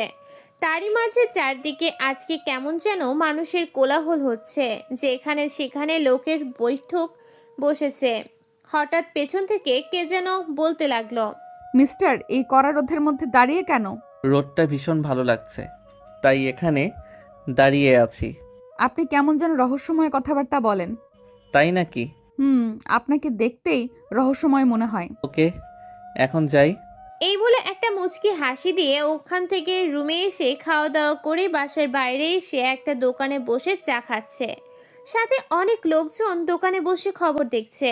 খবরে দেখাচ্ছে 4 জন সন্ত্রাসী লাশ পাওয়া গেছে একটা কলেজের মাঠে। তাদের শরীরে আন্ডারওয়্যারে লর্ড কিং আরমানের টাইটেল দেওয়া, কিন্তু তাকে তো লেডি কিং মেরে ফেলেছে। তবে কে এই 4 জন সন্ত্রাসীকে মেরেছে? কে সেই ব্যক্তি যে লর্ড কিংকে নকল করে পুরো দেশকে কাঁপিয়ে দিচ্ছে? তাকে বের করবেই প্রশাসন। অয়ন কম্পিউটারটা অন করে লেডি কিং এর আইডিতে ঢুকলো। দেখলো লেডি কিং পোস্ট করেছে যে কে এন অয়নের ছদ্মবেশে পুরো দেশটাকে কাঁপিয়ে দিচ্ছে। তাকে 3 দিনের মধ্যে খুঁজে বের করে এমন শাস্তি দিবে সে নিজের নামটাও যাতে ভুলে যাবে। অয়ন মুখে একটু হাসি দিয়ে ল্যাপটপটা বন্ধ করে রুমে শুয়ে পড়ছে। হঠাৎ তার দরজায় কেউ ধাক্কা দিতে লাগলো। তা দেখে সে বলতে থাকে, কে দরজা ধাক্কাচ্ছে? আমি বন্যা। দরজাটা খোলেন। কি করো অয়ন? কিছু না। তুমি কি ব্যস্ত আছো নাকি ফ্রি আছো? ফ্রি আছি। চলো আজকে একটু বাইরে থেকে ঘুরে আসি। না, আমি যেতে পারবো না। আর আপনি আমাকে বারবার তুমি করে বলছেন কেন? আপনি তো আমার চেয়ে বয়সে ছোট হবেন। তাছাড়া আপনি আমাকে তো চেনেন না। প্রিয় মানুষকে কি কেউ আপনি বলে ডাকে? কি বললেন? কিছু না, আমার তো চেনা জানার কেউ নেই। যদি আপনি আমার সাথে যেতেন তাহলে ভালো হতো। প্লিজ না করবেন না। বন্যার জোরাজুরিতে অয়ন রাজি হয়ে গেল এবং তাকে বলল, আপনি বাইরে অপেক্ষা করেন, আমি রেডি হয়ে আসছি। ওকে, তাড়াতাড়ি আসবেন। আপনাদের মতো আমি আটা ময়দা মাখি না যে দেরি হবে। আমি মোটেও এগুলো মাখি না। এই বলে বন্যা বাইরে চলে গেল। অয়ন শার্ট প্যান্ট পরিবর্তন করে মোটা একটা চশমা চোখে দিয়ে রুম থেকে বের হতেই দেখে বন্যা তার জন্য দাঁড়িয়ে আছে। বন্যা তাকে এক নজর দেখে বলতে লাগে, অয়ন, আপনার কি কোনো ভালো কাপড় নেই? অনেক গরিব আমি, ভালো কাপড় কেনার টাকা কই পাবো? বন্যা তার দিকে তাকিয়ে মুচকি একটা হাসি দিয়ে বলতে লাগলো, চলে যাওয়া যাক। চলো। বাইরে বের হয়ে একটা রিক্সা নিয়ে তারা একটা পার্কের উদ্দেশ্যে রওনা দিল। অয়নের মাথায় একটা বিষয় বারবার আসছে, বন্যার ওই মুচকি হাসিটা কি বোঝাতে চাইছে তাকে। হঠাৎ বন্যা তাকে একটা প্রশ্ন করলো, প্রশ্নটার জবাবে সে কি বলবে নিজেই জানে না। বন্যা যা বলল, অয়ন, তুমি নাকি গরিব, তবে কম্পিউটার কেনার টাকা কই থেকে পেয়েছো? ও ও ওইটা তো আমাকে আমার ভাবি দিয়েছে। ভাবি একটা প্রাইভেট কোম্পানিতে কাজ করে। ও, তোমাকে আমি চিনি। চিনো মানে কি? আমি জানি যে গ্যাংস্টার তুমি, লর্ড কিং। কিন্তু কিভাবে চিনো? তোমার ভাবি আমার কাজিন বোন। ও। পার্কের খুব কাছে এসে রিক্সা থেকে নেমে ভাড়া মিটিয়ে দুজনে হাঁটতে লাগলো। দুজনের ভেতরেই নীরবতা। অয়ন এদিক ওদিক তাকিয়ে পার্কের সৌন্দর্য অনুভব করছে। হঠাৎই দুজনের মাঝে নীরবতা ভেঙে বন্যা বলতে লাগলো, পার্কে এসে তোমার কেমন লাগছে? পার্কের সৌন্দর্যটা দেখতে অনেক ভালোই লাগছে। তবে তবে কি? কিছু না। আমার মনে হয় তুমি কিছু একটা বলতে চেয়েও বলনি। না, কিছুই বলতে চাইনি। ও, আসলে নাইম, ধীরে ধীরে তোমাকে আমি ভালোবেসে ফেলেছি। ভালোবাসা? হা হা হা। আপনি কোন ভালোবাসার কথা বলছেন যে ভালোবাসার নিজের স্বার্থের জন্য হয়? দেখবেন কিছুদিন পর আমার প্রতি আপনার ভালোবাসাটা উঠে যাবে, আর আমি ধীরে ধীরে কষ্টের মধ্যে নিজের ঠিকানা খুঁজে পাবো, আর এই কষ্টটা আমাকে কুরে কুরে ছিঁড়ে খাবে। আমি তোমাকে সত্যিই ভালোবাসি। প্লিজ আমার ভালোবাসাটা বোঝার চেষ্টা করো। না, আমি এই ভালোবাসা নামক অনুভবটা আমার মাঝে আনতে চাই না, ক্ষমা করবেন। এই বলে একটা রিক্সা ডেকে বাসার উদ্দেশ্যে রওনা দিল। প্রায় 10 মিনিটের মধ্যে তার রুমে পৌঁছে বিছানায় গা এলিয়ে দিয়ে ভাবছে সে কি বন্যার ভালোবাসা অস্বীকার করে কোনো ভুল করলো, না ঠিকই করেছে। সে আর কারোর মিথ্যা ভালোবাসার জন্য কষ্ট সহ্য করতে পারবে না। এখন তার এসব ভাবলে চলবে না, তার প্রতিজ্ঞাটা আগে সম্পূর্ণ করতে হবে, তারপর এগুলো নিয়ে ভাবা যাবে। হঠাৎ তার ফোনে একটা ফোন আসলো। ফোনটা ধরতেই ওদিক থেকে, ভাই, আপনি আমাকে যেই হিচকে মাস্তান অর্থাৎ লিটনদের খোঁজ খবর নিতে বলেছেন, ওদের থেকে জানতে পারলাম যে আজকে নাকি জোকার কিং কলেজে প্রোগ্রামে বসবেন। Good news. তুমি লিটনদের সবাইকে ধরে তোমার আস্তানায় বন্দি করে রেখো, কেউ যেন কিছু বুঝতে না পারে, সেই মোতাবেক কাজ করবে, আর আমি না বলা পর্যন্ত ওদের মেরে ফেলবে না। ওকে ভাই, আপনি যা বলবেন তাই হবে। ঠিক আছে। এই বলে ফোনটা কেটে দিয়ে তার রুমের দরজা বন্ধ করে ঘুমিয়ে পড়ল। অন্যদিকে বন্যা রিক্সা করে বাসায় এসে নিজের রুমের দরজা লাগিয়ে দিয়ে বিছানায় লুটিয়ে পড়ে কান্না করেই যাচ্ছে। আর আব্বু আম্মু তাকে ডেকে যাচ্ছে, কিন্তু বন্যার কোনো জবাব নেই। সে শুধু নীরবে কান্না করেই যাচ্ছে। বন্যা মনে মনে বলছে, আমি কি দেখতে খারাপ? আমার মাঝে কি নেই যে আমাকে ভালোবাসা যায় না? আমাকে হার মানলে চলবে না, আবারও তার কাছে আমি একটু ভালোবাসা চাইতে যাব। দরজার বাইরে থেকে বন্যার মা বলে ওঠে, কি হয়েছে বন্যা? এরকম দরজা বন্ধ করে কান্না করছিস কেন? আমাকে খুলে বল, সব ঠিক হয়ে যাবে। এবার বন্যা দরজা খুলে দিল। তার আম্মু রুমের ভেতরে ঢুকে বন্যাকে বলতে লাগলো, কি হয়েছে মা, আমাকে খুলে বল। আম্মু, আমি একটা ছেলেকে ভালোবাসি, কিন্তু সে আমার ভালোবাসা বুঝতে চায় না। ছেলেটার কোনো প্রেমিকা বা ভালো বান্ধবী আছে? ধুর, কি যে বলো না। প্রেমিকা বা বান্ধবী তো দূরের কথা, কোনো মেয়ের সাথেই ভালোভাবে কথাই বলে না। তাই নাকি? ছেলেটার পিছনে একটু লেগে থাক, এমনিতেই পটে যাবে। চলো খাবার খেতে চলো। এদিকে রাত 11টায় অয়নের ঘুম ভাঙে। ঘুম থেকে উঠে একটু ফ্রেশ হয়ে কালো প্যান্ট শার্ট ও মুখোশ পরে সাথে তার রাইফেল 420টা হাতে নিয়ে চলতে লাগলো কলেজের ভেতরে। অন্ধকার কুটকুটে রাত, একা একা হাঁটছে। কিছু দূর এগিয়ে গিয়ে তার ফোনটা বের করে একটা আননোন নাম্বারে ফোন করলো। ফোনটা ধরতেই ওদিক থেকে, সিয়াম, 10 মিনিটের মধ্যে তুমি সহ 200 জন লোক নিয়ে আমার কাছে আসো। ফোনটা কেটে দিয়ে অয়ন একটা গাছের উপর উঠে বসে আছে। পকেট থেকে একটা সিগারেট ও ম্যাচ বের করে সিগারেটে আগুন ধরিয়ে মুখে দিয়ে মনের ইচ্ছা মতো সিগারেট টানছে। তখনই তার ফোনে একটা মেসেজ আসলো, তাতে লেখা, ভাই লিটনদের উপর একটু টর্চার করতে জানতে পারলাম কলেজের চারপাশে সিসি ক্যামেরা লাগানো রয়েছে, আর ওখানে পৃথিবীর বড় বড় মাফিয়ারাও থাকবে, লেডি কিং সহ। অয়ন রিপ্লাই ধন্যবাদ লিখে সেন্ড করে দিল। সাথে সাথে একটা নাম্বারে ফোন করে দুটো ল্যাপটপ আনতে বলল। মাথায় এখন প্রচুর টেনশন পাক খাচ্ছে, যে করেই হোক আজকে তার ভাইয়ের মৃত্যুর প্রতিশোধ নিতেই হবে। কিছুক্ষণের মধ্যে তার সামনে 15-20টা গাড়ি এসে দাঁড়ালো। অয়ন সবার প্রথমে থাকা কালো রঙের গাড়িটির ভিতরে গিয়ে বসলো আর সবাইকে বলে দিল। আমি না বলা পর্যন্ত কেউ কিছুই করবে না। অয়ন ড্রাইভারকে বলল। কলেজের 1 কিলোমিটার দূরে গাড়ি থামাবে। ওকে ভাই।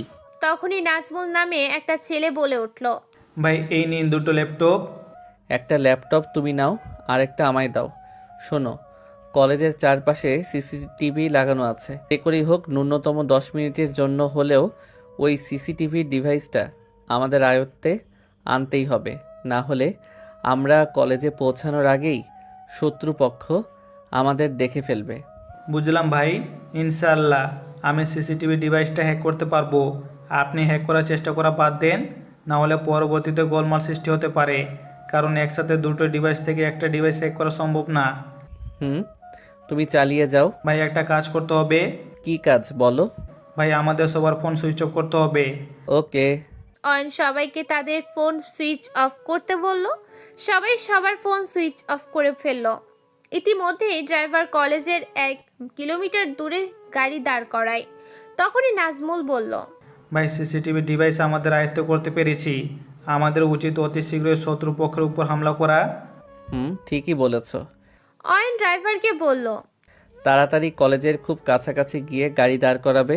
অয়নের কথা মতো ড্রাইভার কলেজের খুব নিকটবর্তী একটা মোড়ে গাড়ি দাঁড় করায়। অয়ন সবাইকে উদ্দেশ্য করে বলল, তোমরা সবাই চলো, তাড়াতাড়ি কলেজের ভিতর গিয়ে শত্রুপক্ষের উপর হামলা করতে হবে। অন্যদিকে সিসিটিভির কাছে থাকা সিকিউরিটিগুলো বুঝতে পারলো যে তাদের ডিভাইসটা কেউ নিজের আয়ত্তে করে নিয়েছে। তাই তারা পরিস্থিতি মোতাবেক দৌড়ে গিয়ে তাদের বস আর কে খবর দেওয়ার আগেই কলেজের মাঠ থেকে গুলির আওয়াজ আসতে লাগলো। শুরু হলো আক্রমণ। আর এর লোক প্রায় 500 জনের মতো, আর তারা আছে মাত্র 200 জন লোক। অয়ন এরকম পরিস্থিতি বুঝে ভাবিকে ফোন করে বলল তার প্রায় 500 জনের মতো লোক লাগবে। কলেজের পাশে তারা আছে। ভাবি তাকে বলল কিছুক্ষণের মধ্যেই সে আসছে। ফোনটা পকেটে ঢুকিয়ে অনবরত আর এবং জোকার কিং এর লোকদের গুলি করে এগিয়ে যাচ্ছে প্রোগ্রামের রুমটার দিকে। হঠাৎ প্রোগ্রামের রুম থেকে প্রায় 20 জনের মতো লোক বেরিয়ে এসে পালাতে লাগলো। অয়ন লক্ষ্য করলো একটা লোক কালো প্যান্ট শার্ট ও কালো জ্যাকেট পরা, তার জ্যাকেটে জোকার কিং এর টাইটেল আঁকা রয়েছে। অয়নেরা বুঝতে বাকি রইল না যে এই লোকটা কে।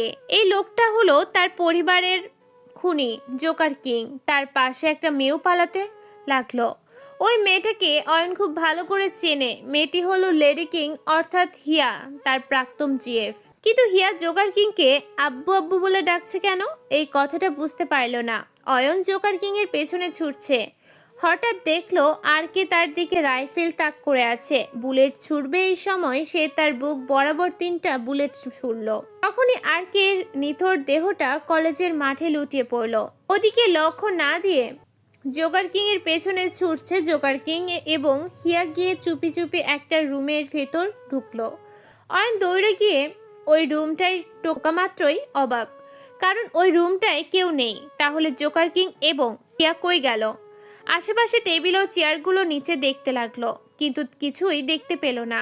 নিশ্চয় এই রুমে কোনো না কোনো গোপন কক্ষ আছে। আশেপাশে দেয়াল এবং নিচের বারান্দার দিকে তাকিয়ে দেখতে লাগলো, কারণ কিছু না কিছু তো ক্লু থাকবে। কিন্তু না, কোনো ক্লুই পেল না। তাই ওই রুম থেকে বেরিয়ে বাইরে এসে দেখলো ভাবি সহ তার দলবল এসে গেছে। শত্রুপক্ষের লোকরা ভয়ে পালিয়ে যায়। অয়নকে দেখে ভাবি তার কাছে আসলো এবং বলতে লাগলো, অয়ন এখানে আসার আগে আমাকে একটা ইনফরমেশন জানাতে পারতে। আসলে ভাবি, আমি তোমাকে এমন পরিস্থিতিতে ফেলতে চাই না। চুপ, তুমি কি জোকার কিংকে ধরতে পেরেছো? না, পারিনি। তবে জোকার কিং এবং লেডি কিং দৌড়ে গিয়ে একটা রুমের ভিতর ঢুকলো। আমি তাদের পিছন পিছন দৌড়ে গিয়ে ওই রুমটাতে ঢুকে ওদের কাউকেই দেখতে পেলাম না। তাই নাকি? হা হা হা। ওরা ওই রুমটাতে আছে, কিন্তু তুমি ওদের দেখতে পাওনি। মানে? নিশ্চয় ওই রুমটাতে এমন একটা গোপন দরজা আছে যে দরজা শুধু ওদের লোকেরা ছাড়া কেউ দেখতে পারবে না, কারণ ওদের লোক ছাড়া কেউ ওই গোপন রুমটাতে ঢোকেনি। চলো, ওই রুমটাতে আমাকে নিয়ে চলো। চলো। তারা ওই রুমটাতে গেল। অয়ন লক্ষ্য করলো ভাবি সারা রুমটা খুঁটিয়ে খুঁটিয়ে দেখছে। হঠাৎ ভাবি তাকে বলে উঠল, অয়ন, এখানে নিচে এই কাপড়টা দেওয়ার মানে কি? জানি না।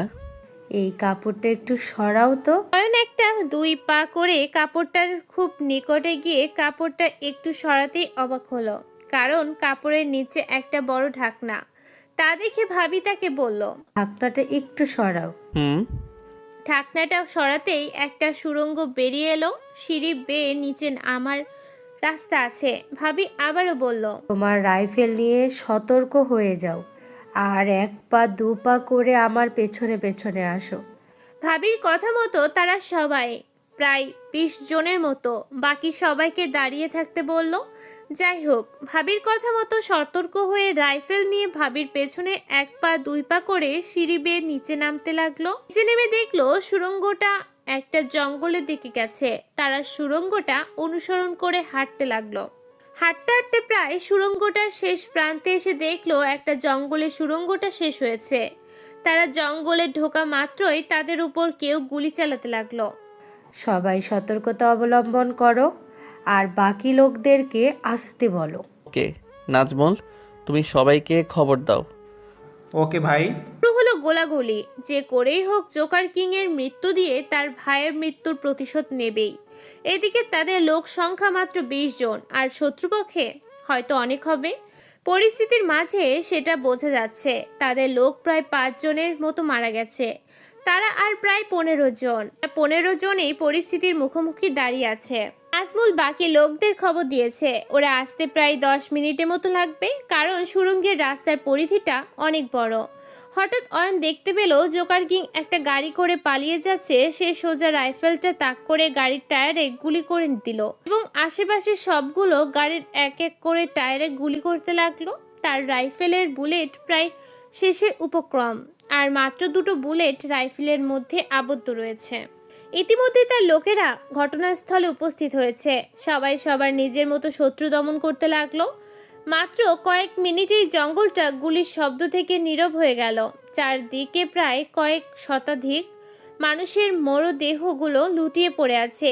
তারা ওদিকে লক্ষ্য না দিয়ে সামনের দিকে এগোতে লাগলো। সামনের জঙ্গলের ভেতর একটা সুন্দর বাড়ি দেখতে পেল।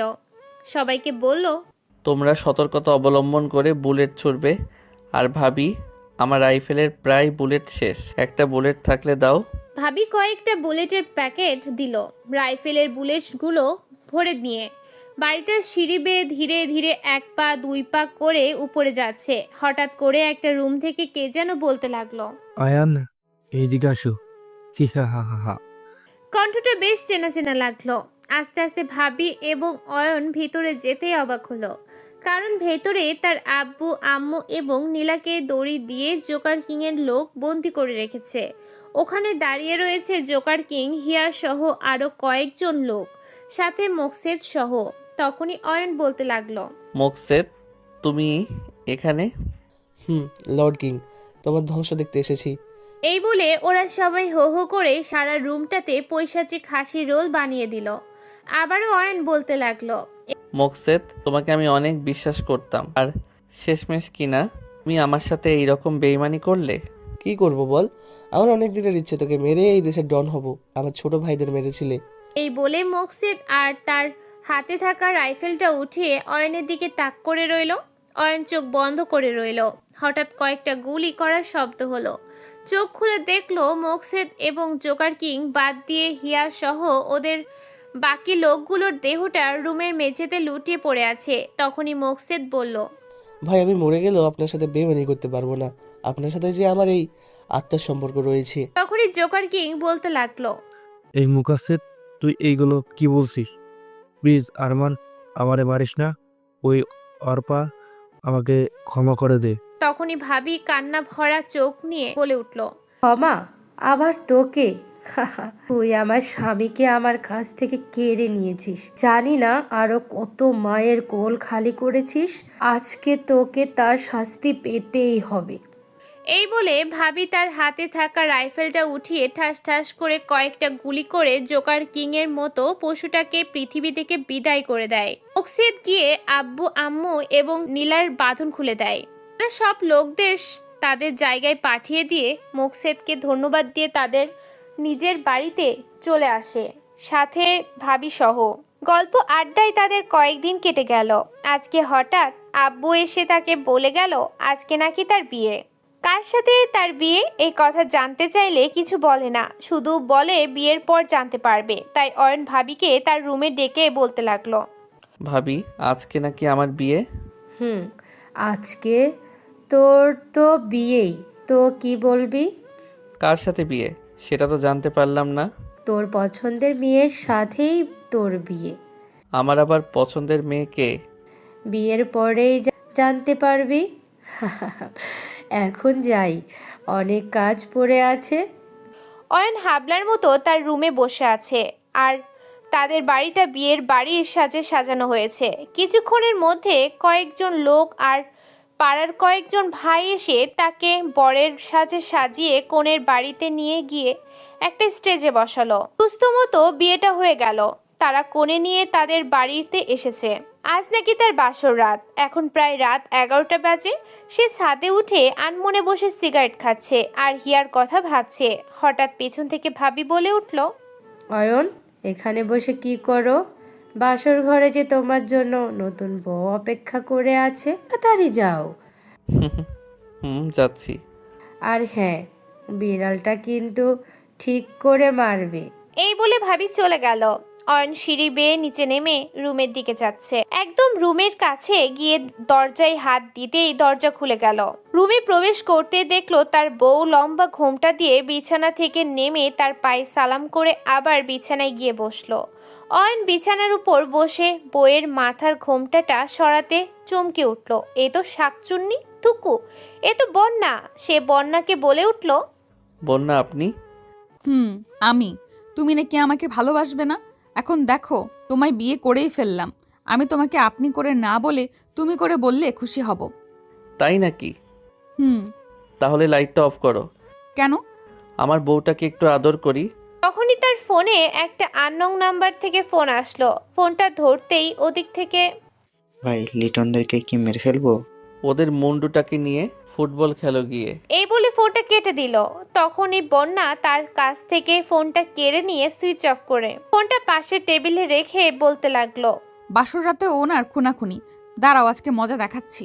এই বলে বন্যা অয়নের নিরীহ দেহটার উপরে ঝাঁপিয়ে পড়ল। এভাবেই চলতে লাগলো তাদের ভালোবাসা। আসসালামু আলাইকুম।